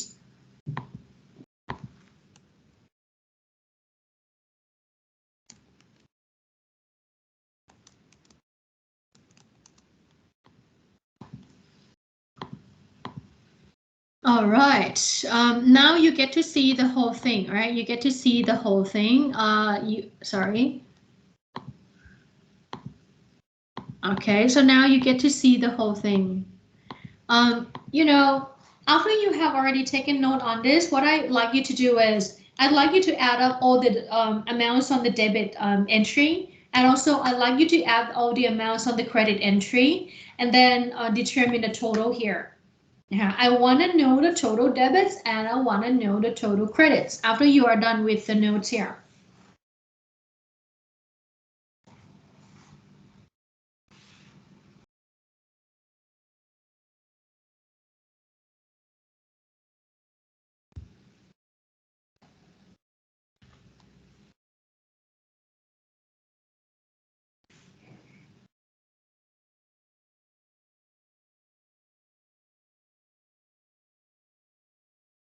So if you know the amount of the total debits and credit, you type it into the chat so that I know that you have done with the calculations.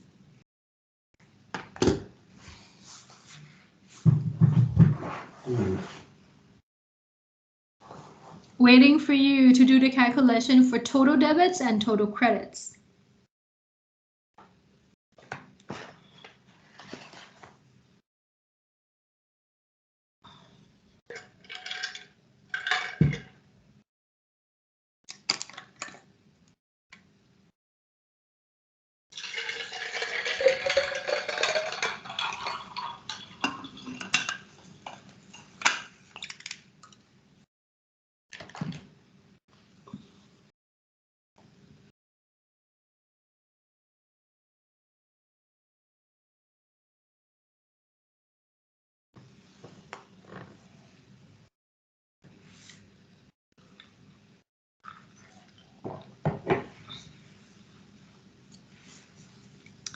And during this time that you are taking notes and also doing the calculation for me, let me inform you that I have already posted the solution, right, to the end of chapter exercise for chapter 1 and chapter 2.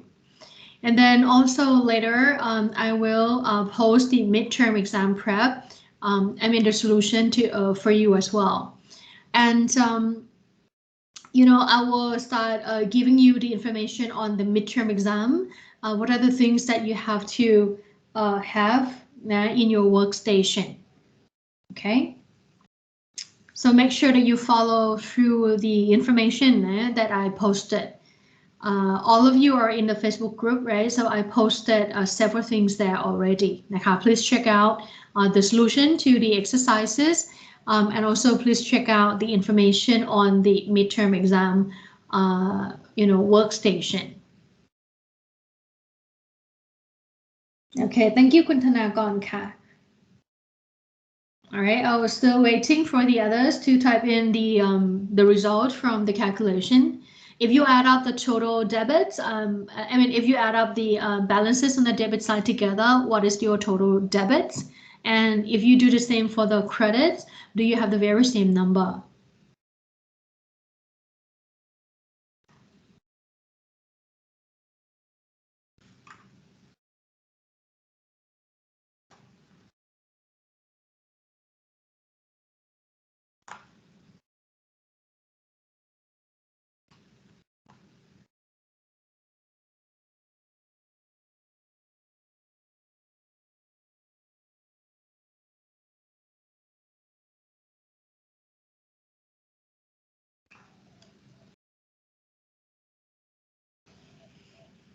All right, so over here, if you do the calculation, you're gonna get 3,843,000. All right, 3,843,000. Okay, so hope that you get the very same number as mine.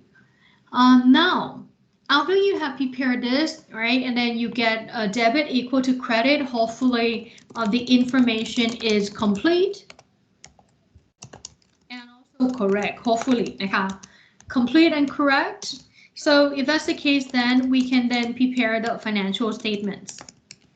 Okay, so if the information is complete and also correct, hopefully, okay. So if the information here you have is correct and complete, you can then proceed to the next step, which is the financial statement preparation. All right, so any questions on the adjusted trial balance preparation? Do you have any questions on the adjusted trial balance preparation? If not, then I will talk about the next step.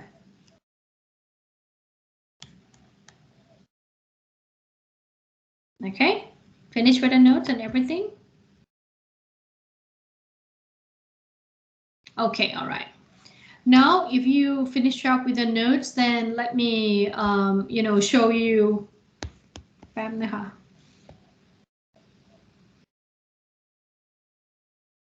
Okay, all right. So if you finish up with the notes here, then let me show you how to prepare the financial statements. Okay, so on this screen, I get, the revenues.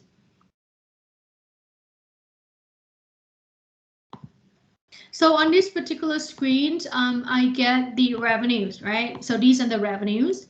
And also over here, I get the expenses. All right, I have the revenues and I have expenses. Okay. So the revenue and the expenses would then be taken to, revenue and expenses would then be taken to the statement of comprehensive income. Okay, statement of comprehensive income. Okay, so let me, guide you through the process.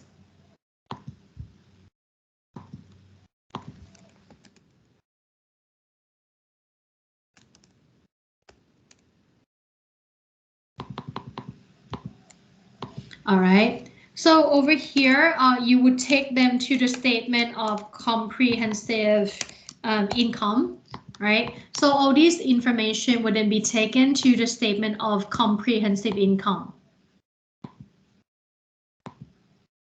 Okay, so I will take all these, information and then put them to here. Okay.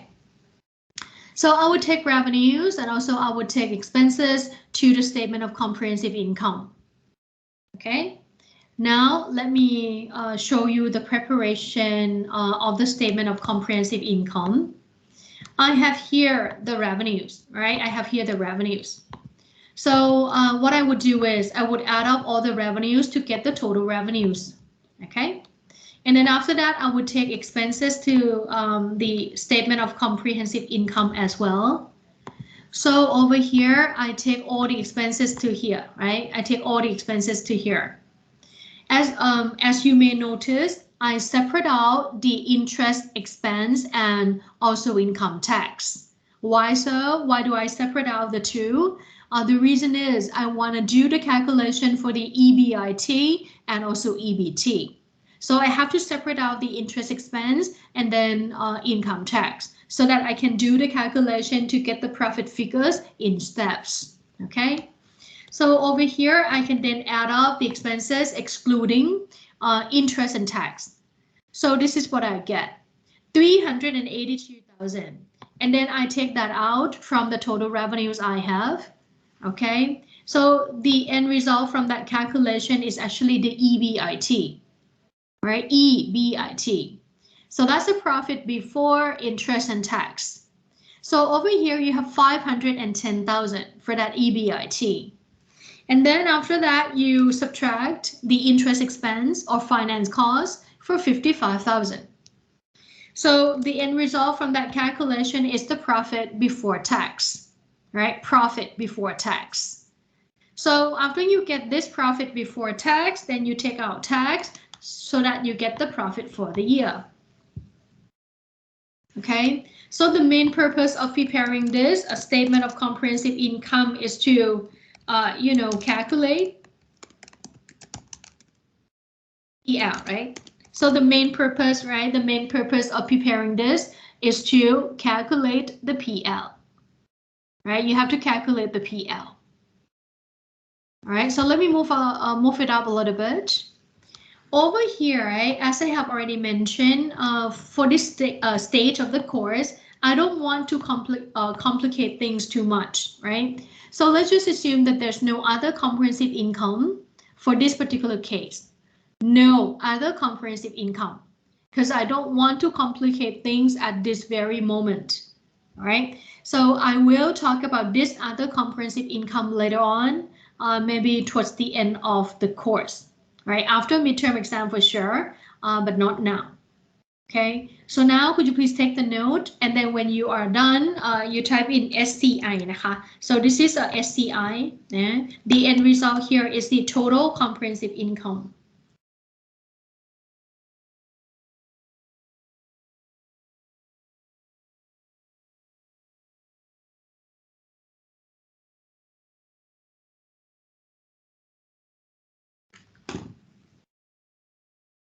So you take a note, and then when you are done, you type in SCI.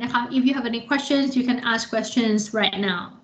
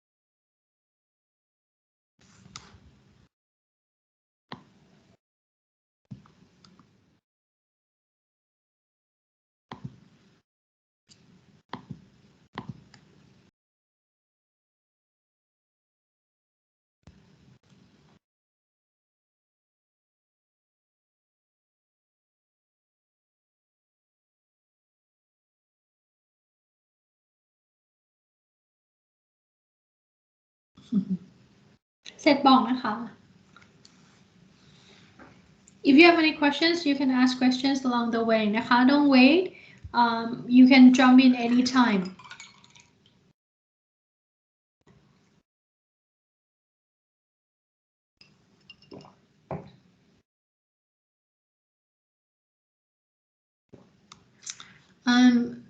you take revenues over here, right? And then you subtract this. Revenues minus expense, you get this one.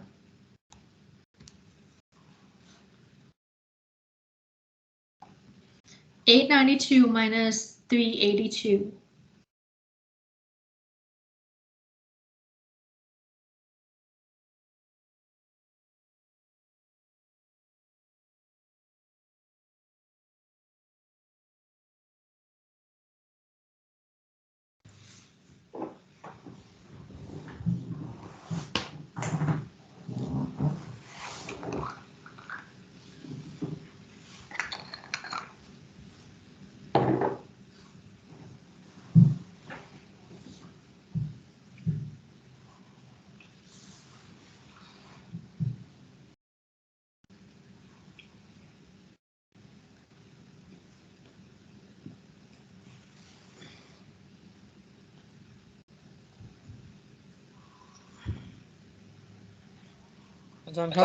Yes. Why the total expense is not equal to 437K?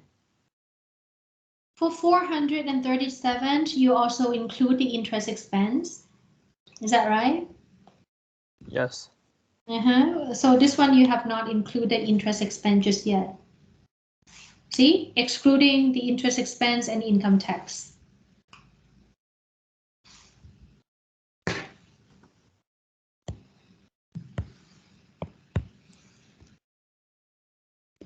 See that? Yeah.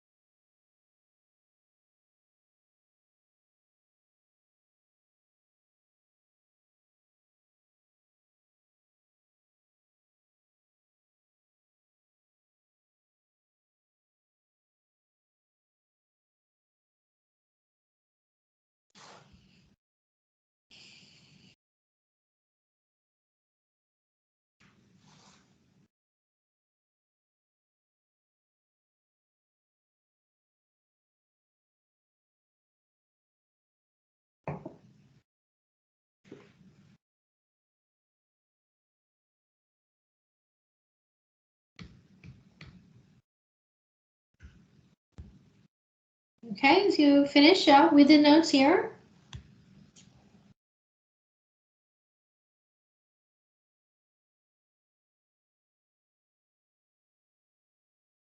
All right, so what I would do is after I get the profit here, right? After I get the profit here, what I would do is I would take this profit, I would take this profit. So let me take the profit.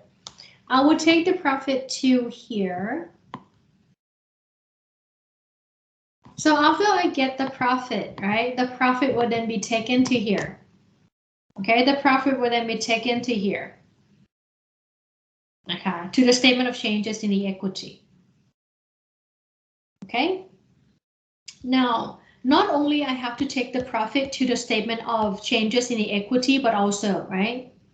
I would have to also take all these equity accounts, right? All these equity accounts. So let me take all these equity accounts to the statement of changes in the equity as well.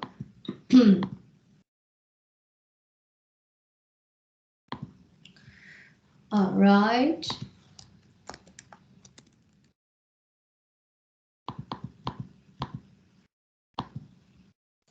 Professor, what is SCI again?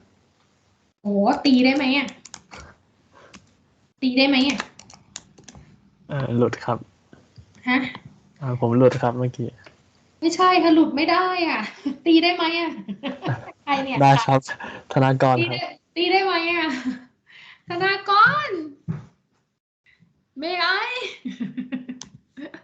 ธนากร ธนากร คืออะไร SCI คืออะไรที่รัก พูดตั้งแต่วันแรกเลยที่รัก SCI คืออะไร ตั้งแต่ first day เลย first day of class อ๋อโอเคครับ ธนากร this ขอโทษ is ทีครับ class number 6 already you hurt my feelings อ่า thank you ครับ ตีได้ไหมล่ะ ตีได้ไหมล่ะ เอามือมาเลย เอามือมาเลยนะ ให้10 ทีเลยครับ พูดตั้งแต่วันแรกเลยแล้วพูดทุกวันเลยนะตีได้ไหม ธนากร ตีได้ไหม อันนี้ครูก็พูดอีกเนี่ยครูก็พูดอีกเนี่ย พูดทุกวันเลยหกวันแล้ว ตีได้ไหม This is a statement of comprehensive income, alright? And this is a statement of changes in the equity นะคะ ต้องตีแล้วแหละ ไม่รอดแล้วแหละ ต้องโดนตีแล้วแหละ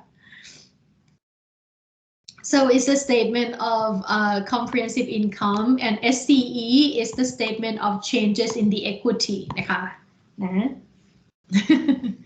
All right. So now not only you have to take the profit to here, but also you have to take the equity balances to here as well. All right. So now let me starting out with the profit. Let me starting out with the beginning balances. Right.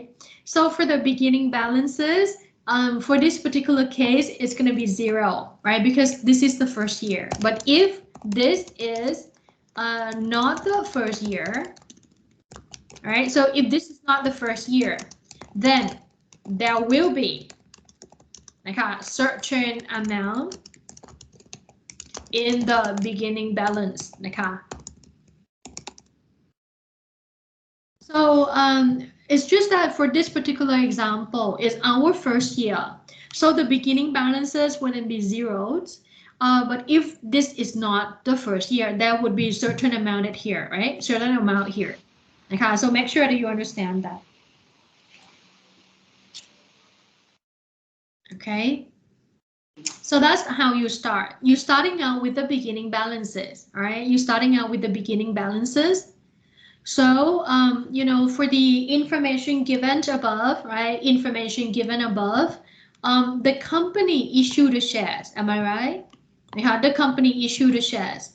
So when the company issued the shares, you know, the share capital will be increasing. So as you can see over here, right? The company issued the shares and get money for 1.5 million.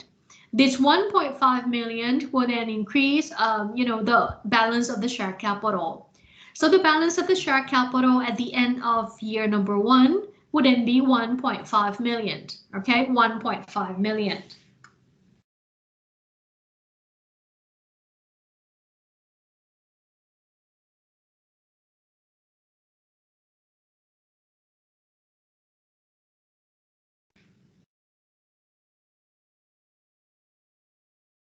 All right.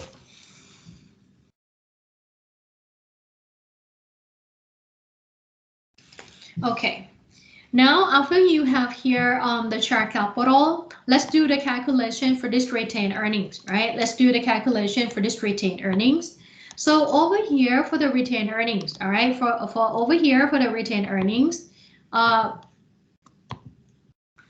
you have the beginning balance of 0, and then you generated the profit for 364,000, and then you take out the 20,000, that is the dividend, okay? So finally you have the ending balance. Okay, so let me take a note on the formulas just in case that you forget. Thanagon, let me write it down for you because otherwise you will keep forgetting. All right, So this is the formula นะคะ to do the calculation for the retained earnings ธนากรจำได้ไหม แม่น So แม่นเลยครับผม ให้มันจริงนะแต่เขาหน้าถามเนี่ยตีนะ ทุกคนเป็นพยาน ทุกคนเป็นพยาน alright so over here you know this is the formulas to do the calculation for the retained earnings. You're starting out with the beginning balance, which is 0, and then you add the profit, which is 364,000, and then you take out the dividends, which is 20,000. So at the end, you have 344,000. Okay, and for this, let's say that we don't have anything there, right? To keep things simple at this very stage, I will talk about this later on, right? And over here, you have the total balance of the, equity. Okay, so this is the total balance of the equity.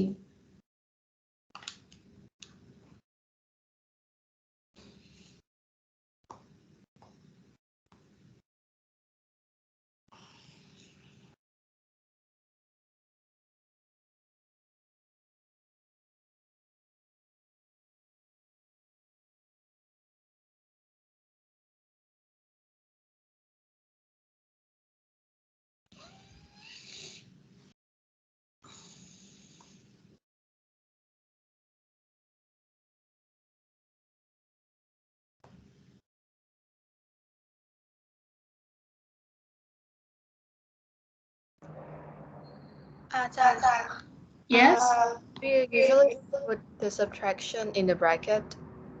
One more time. Do you usually put the numbers that is subtraction in the bracket? It's not me, it's the accounting. Okay. It's the accounting. So in accounting, the negative number or subtraction is in the parentheses, must be. So it's not just me, it's the accounting as a whole. So over here, any ใครอ่ะ อันนี้ใคร อันนี้ใครที่ถามเนี่ยคือใคร พี่มิมี่ค่ะ ตีได้ไหม ตีได้ไหม กูเคยบอกหรือยัง I would have to take like the the stick that yeah like that, right? So it's accounting numbers นะคะ so over here, like for example, let me talk about this. Suppose that you have like 1 2 3 4 5 6 7 like that, right? If you want to format the numbers to the accounting number, นะคะ accounting number.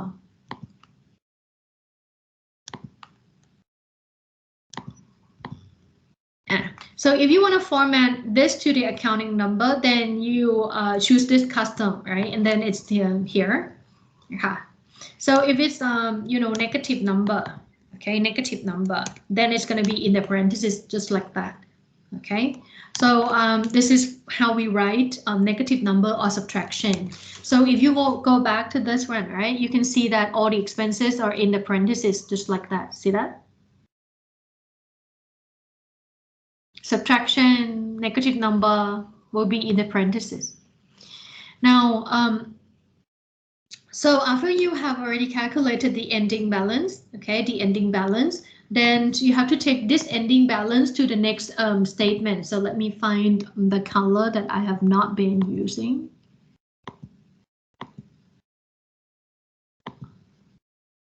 You're in the pastel or...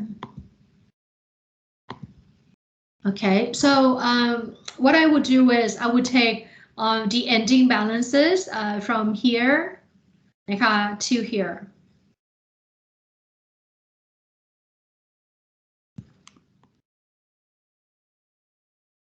So the ending balance will be then taken from that previous page, right? So over here, sorry. So over here, right, I get the ending balances, right? I get the ending balances of the equity from the previous calculation, okay? So I know the share capital ending balance. I know the retained earnings ending balance, and I know other components of equity ending balance. So if I add them up, I'm going to get the shareholders equity, right? Shareholders equity. Okay. Now, you know, I have equity already, right? But on this, you know, statement, I have to also bring along the assets and liability, right? So I haven't taken the assets and liability to here just yet. So what I need to do is I need to take the assets and liability from this trial balance, right? So let me highlight the asset. These are the assets I have, all right? So these are the asset and these are the liabilities. Okay, so all of these will be taken to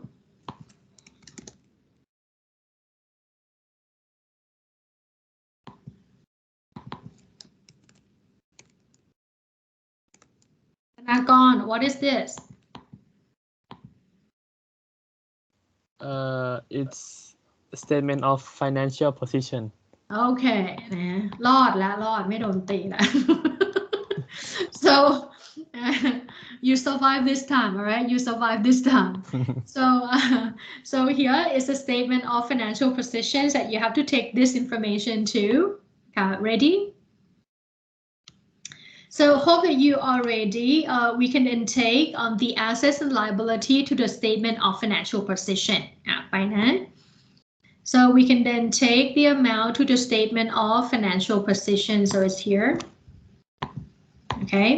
So you take A and L to the statement of financial position. Okay. All right.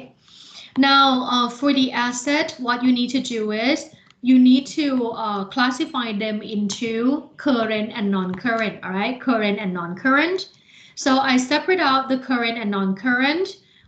Over here, I have the current asset, right? For 2,445,000, and I have non-current asset for 730,000. So how do I do the calculation for this 730,000? This is actually carrying amount, right? Or you can call this as book value. They are just the same, right? Carrying amount or the book value. It is calculated by taking the cost and then minus that by the accumulated depreciation.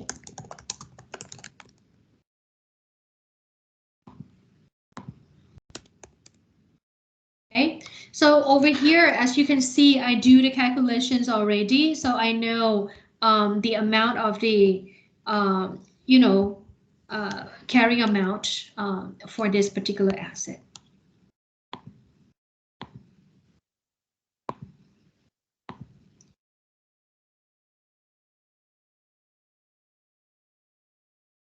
Do you still see my screen? No, Seems like, not share anymore ค่ะ seems like something happened เนอะแปลกจัง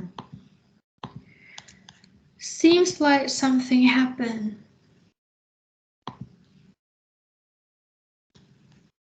Okay, now you should be able to, right? ทำไมคอมพิวเตอร์ล้วนเลอะเทอะไปหมด Okay, so over here, right, I show the calculation on the side. Over here, I said the cost, right, is 850,000.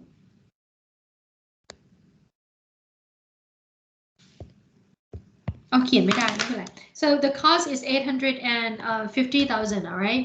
And then you take out the accumulated depreciation, which is 120,000. So now you can see my screen, all right? Yes? yes ครับ Okay, all right. So I present the. Okay, so I present the asset for you already. Now let me show the liabilities. Again, same logic applying. You have to do the calculation for the current and non-current liability as well. Current and non-current. So for the current liability, you have 331,000 And the non-current liability, you have 1 million baht exactly. Okay, so this is the A and the L. So could you please do the calculation for the A and the L? Okay, the A and the L.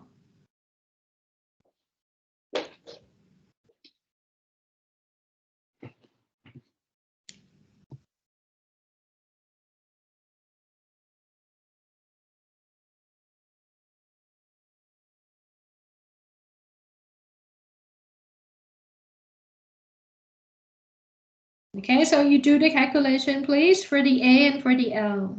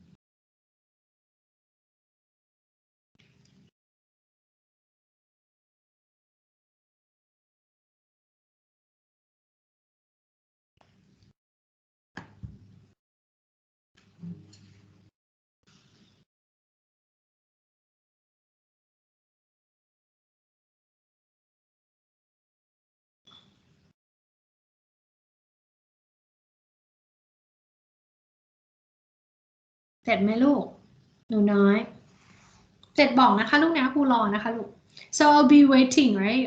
Whenever you are done, you let me know so that I can proceed to my explanation. During this time, when your friends are taking notes, if you have any questions, you can ask questions. ไม่ตีนะคะตีธนากรคนเดียวนะคะคนอื่นไม่ตีนะคะถามได้ เตรียมไม้ไว้สำหรับธนากรคนเดียว So if you have any questions, you can ask questions while your friends are taking notes.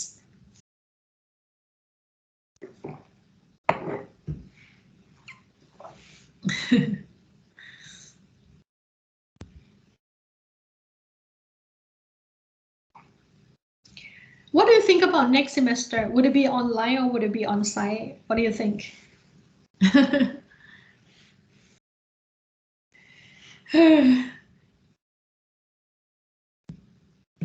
What do you think about the situation?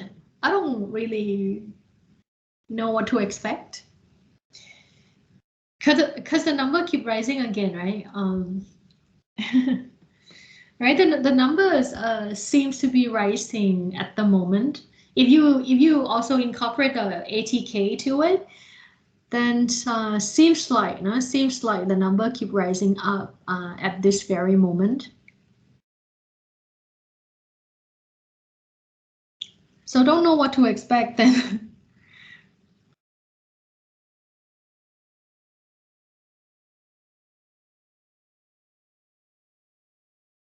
Yes, I will. Yes, I will.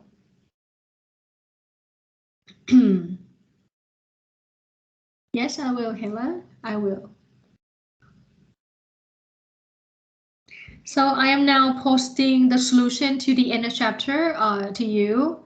And then I will also provide you with the midterm exam prep solution. The prep is in the course pack, but the solution will be given to you in Facebook group. And also I will give the information on the workstation that you have to prepare for the midterm exam, and what type of questions you would have as well, right?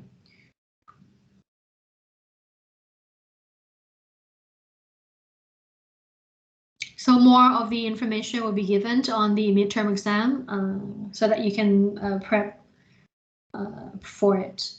Finish with the notes here, everyone, yes?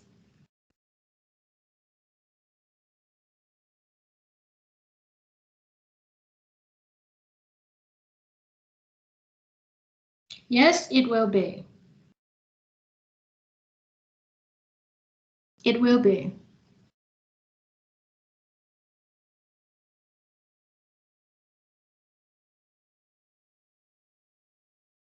So have you finished with this? Semeka?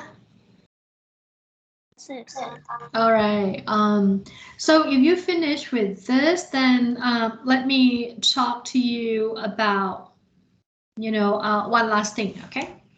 You know that the assets, right? The asset, okay? You know that the asset will be equal to liability, right? I'm sorry. The asset will be equal to liability plus shareholders' equity. Agree on that? A must equal L plus E. So what I need to do is I need to add up the L and the E together so that I can make sure that A equal L plus E. So everyone look at this, please.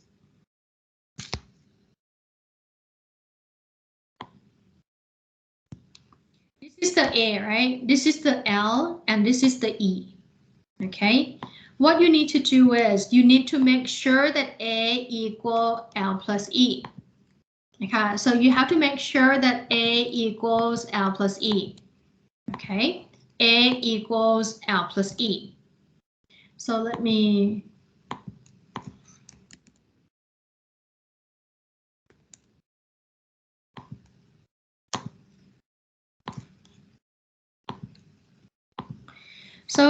over here, right? A must equal L plus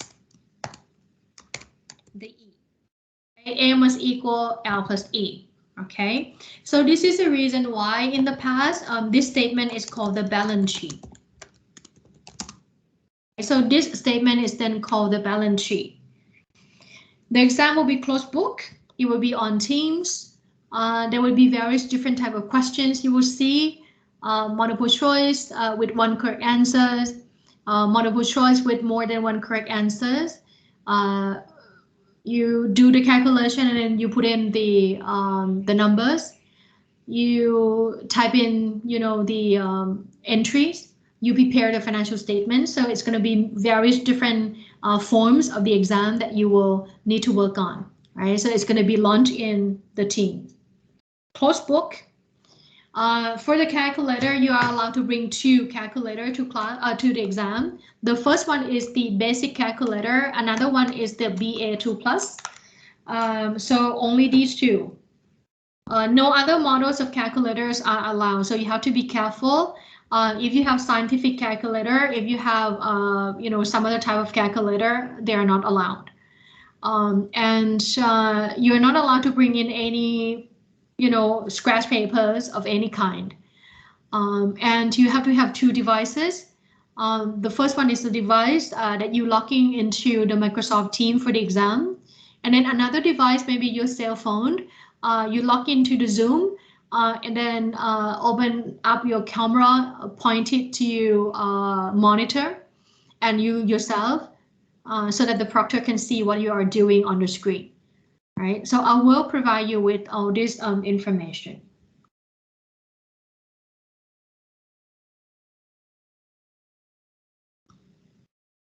Okay, so have you finished with the notes here on the A equal L plus E? All right. Okay, all right. So if you finish up with the notes here, then let me talk about the analysis of cash balance. So these are, the things that you have recorded already, right, for cash, okay? So what I want to do is I want to ask you to help me classify the item into operating, investing, and financing. Okay, so this is operating cash flow. This is investing cash flow. This is financing cash flow. Okay, so I would like you to help me with the classification of the cash flow into operating, investing, and financing. So for the operating, this would involve with the main operations, like anything related to products and services. Let's say sales and services. Would that be okay? So anything related to the main operation, sales and services, product, and operating expenses, right? That would be on the operating activities. For the investing, it would be something related to the property, plant, and equipment, intangible assets, and investment. Okay. For the financing, this would be something related to the owners and the creditors.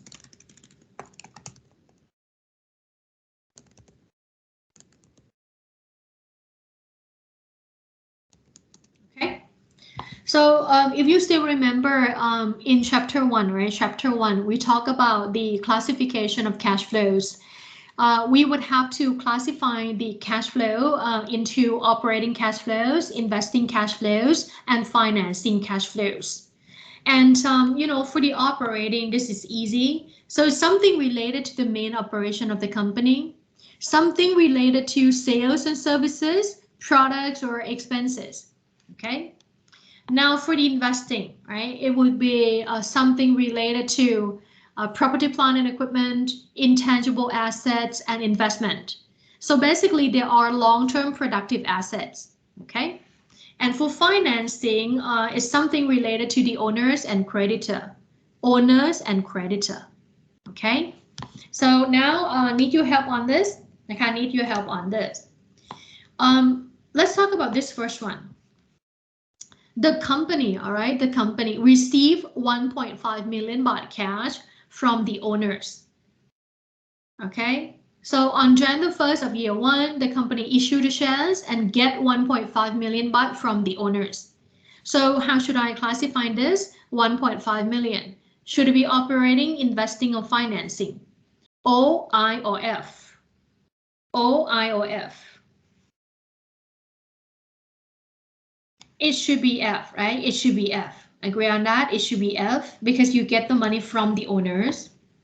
Next, right? Next, for the next one, all right? For the next one, on the 1st of February, the company received 1 million baht from the bank, right? So if we borrow money from the bank, how do we classify this? Should it be operating, investing, or financing?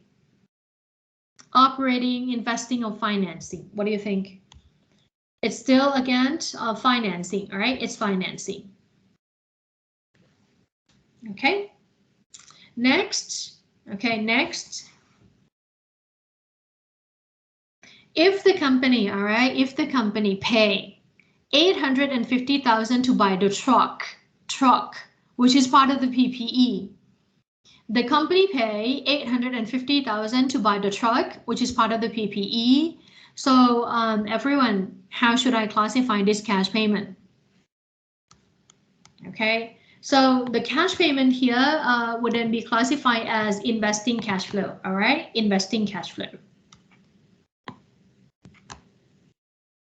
Okay, now on the 1st of June, you pay for the accounts payable to the supplier. This is because you buy the product from the suppliers. Okay, so basically this 100,000 is the amount paid when you buy the inventory. So when you buy the inventory, right, you owe the suppliers money, and on June the 1st, you pay for that. So should this be operating, investing, or financing? You buy the inventory and then you pay for it. Operating, investing, or financing? So for this, okay, you buy the inventory, so it's part of your main operation, so it's operating. All right, so it's operating. Next, on the 2nd of June, you collect the accounts receivable from the sale. Okay, on the 2nd of June, you collect the money on the credit sales. So should this be, operating, investing, or financing? It will be operating, right? It will be operating, okay? Operating. Now on the 7th, you pay for the insurance so that you can protect against, you are protected against the risk in your operation, okay? So if you buy the insurance policy so that you are protected against the risk in your operation, this would also be part of the operating cash flows, okay? Operating cash flows. Now later on, you pay for wages, right, to your employees. So if you pay for the wages to the employees, how do you classify it? The 50,000 here, should it be operating, investing, or financing? Operating, investing, or financing? It should be the operating, right? The operating. Okay. Next, you collect the 60,000 baht from the customers for the services to be provided. Okay. So this 60,000 is for services. 60,000 is for services. So how should this be classified? Should it be operating, investing, or financing? Okay, so this is operating. This is operating.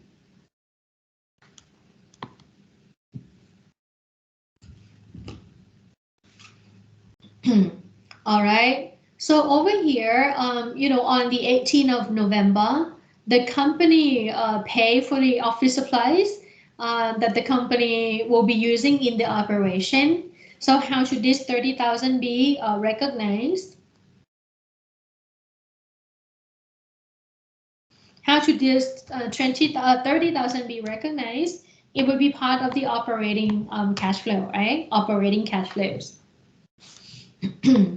And for this 20,000, it's the dividend, right, that we pay to the owners. Dividend paid to the owners. So how should I classify it? Should it be operating? Should it be investing? Or should it be financing? What do you think? You pay the dividends to the owners. So it's going to be the operating, financing, right? Financing.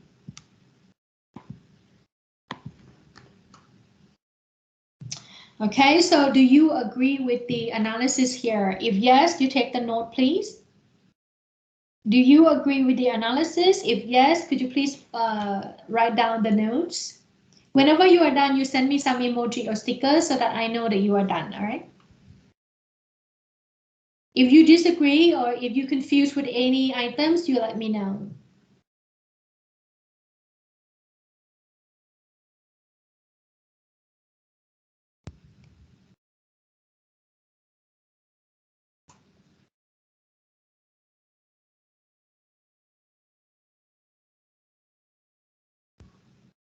Do you have this page? Class? Class. Do you have this page? Oh, you do, okay.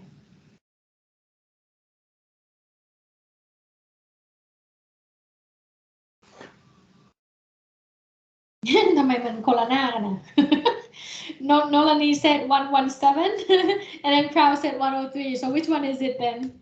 117? Prow. Prow. 108.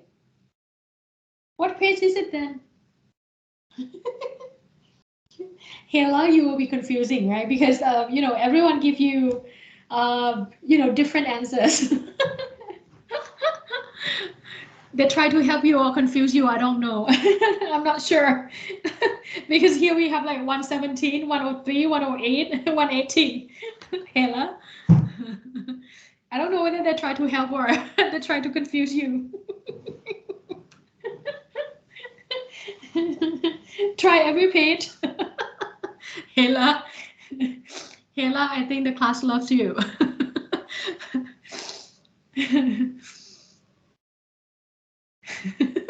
All right. So over here, if you finish with the notes, you let me know, please. So what is the correct answer then? What page is it?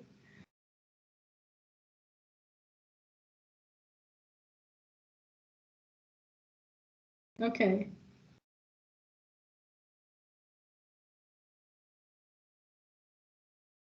If you finish with the notes here, you let me know, please.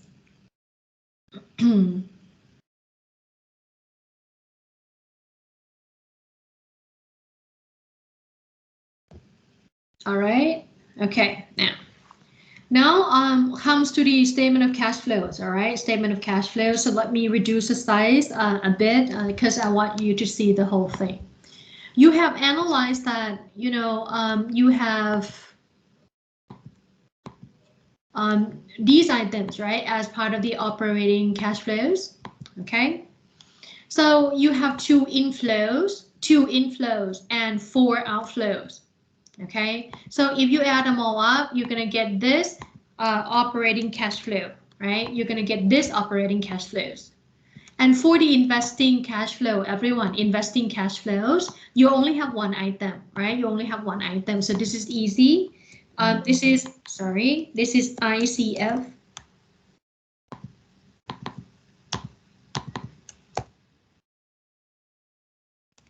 Okay, so this is ICF. And then for the financing, right, you have 3 different items here. So if you add them up, you're gonna get financing cash flow, all right, financing cash flows. Now everyone, if you take the operating cash flows, okay, you take the operating cash flows, and then you added that to the investing cash flows, and then you added that to the financing cash flow, all right? So if you add them up, what do you get? So if you add them up, you will get, let me find, should I use different colors?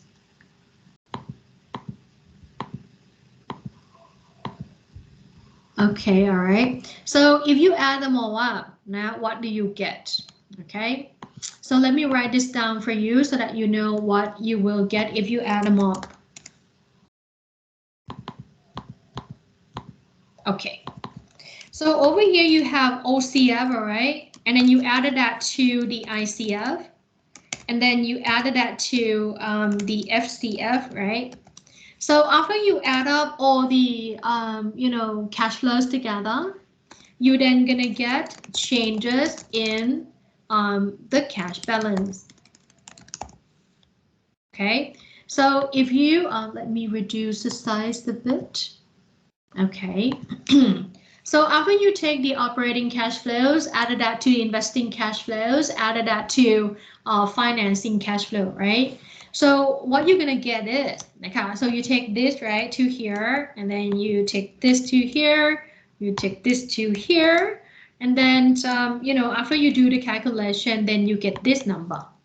So what is this? This is a change in the cash balance, okay? So this is change in the cash balance. So if it's positive, it means that you have the increase in cash, right? So if it's positive, right, it means that you have the increase in cash. So after you have the increase in cash, then you have to add the beginning cash balance to it. And then finally, you're going to have the ending cash balance, okay? So this is what you will have.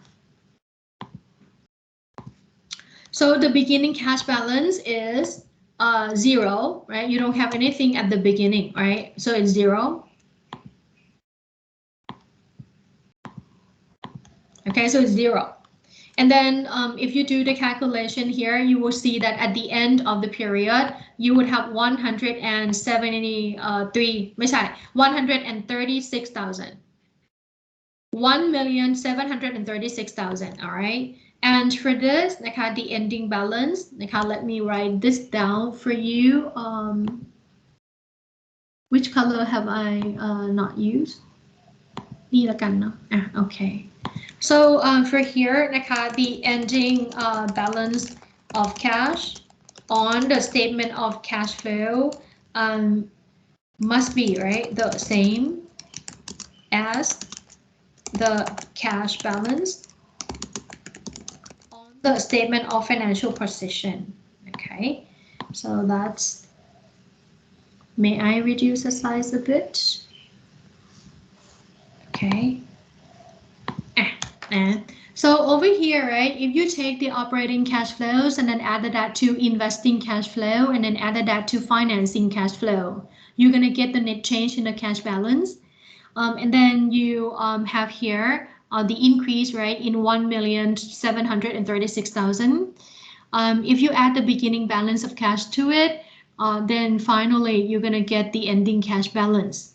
And the ending cash balance here on the statement of cash flows must be the same as the cash balance presented on the statement of financial position. Okay, so hope that you can see the relationship. Okay, so you take the note here, please. When you are done, then there's nothing today. You have a good Valentine's Day. Everyone be happy.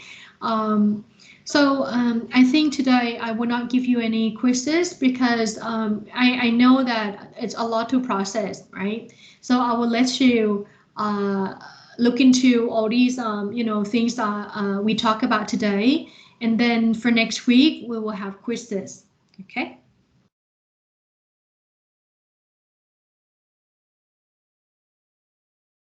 All right, so for next week, I will finish up with the whole chapter here, and also I will give you quizzes as well. So be prepared for next week quiz. Okay, so have a good day, everyone. If you have any questions, I will stay on and then wait for your questions if you have them. Now, if not, then have a good day,ค่ะ.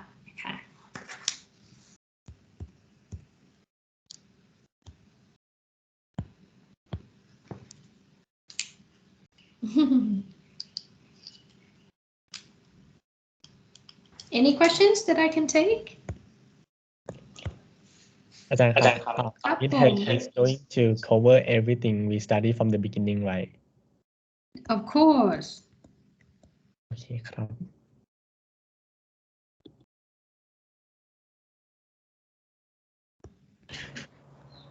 อาจารย์คะรบกวนช่วยเลื่อนไปทางขวาของจอหน่อยได้ไหมคะพอดีมันจะไม่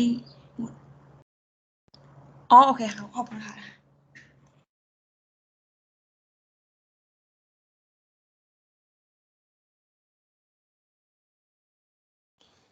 อาจารย์ครับ so the order of the action is SCI, SCE, SFP and SCF, right? Yes. ขอบคุณครับ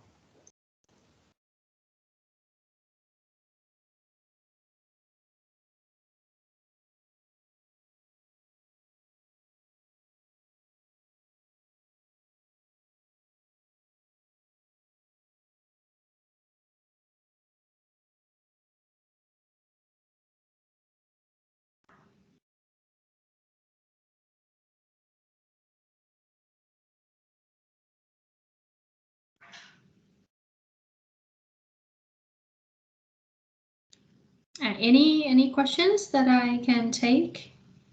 มีไหมคะมีคำถามไหมคะ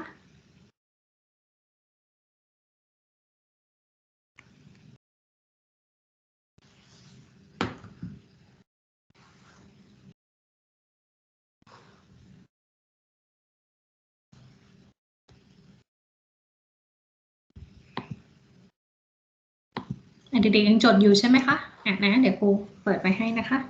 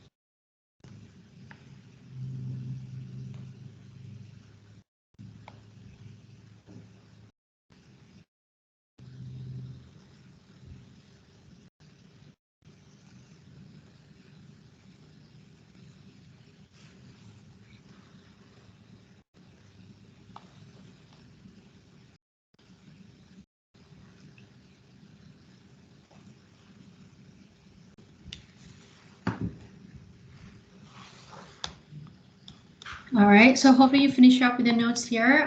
If yes, then นะคะ have a good day ค่ะ จดเสร็จไหมคะ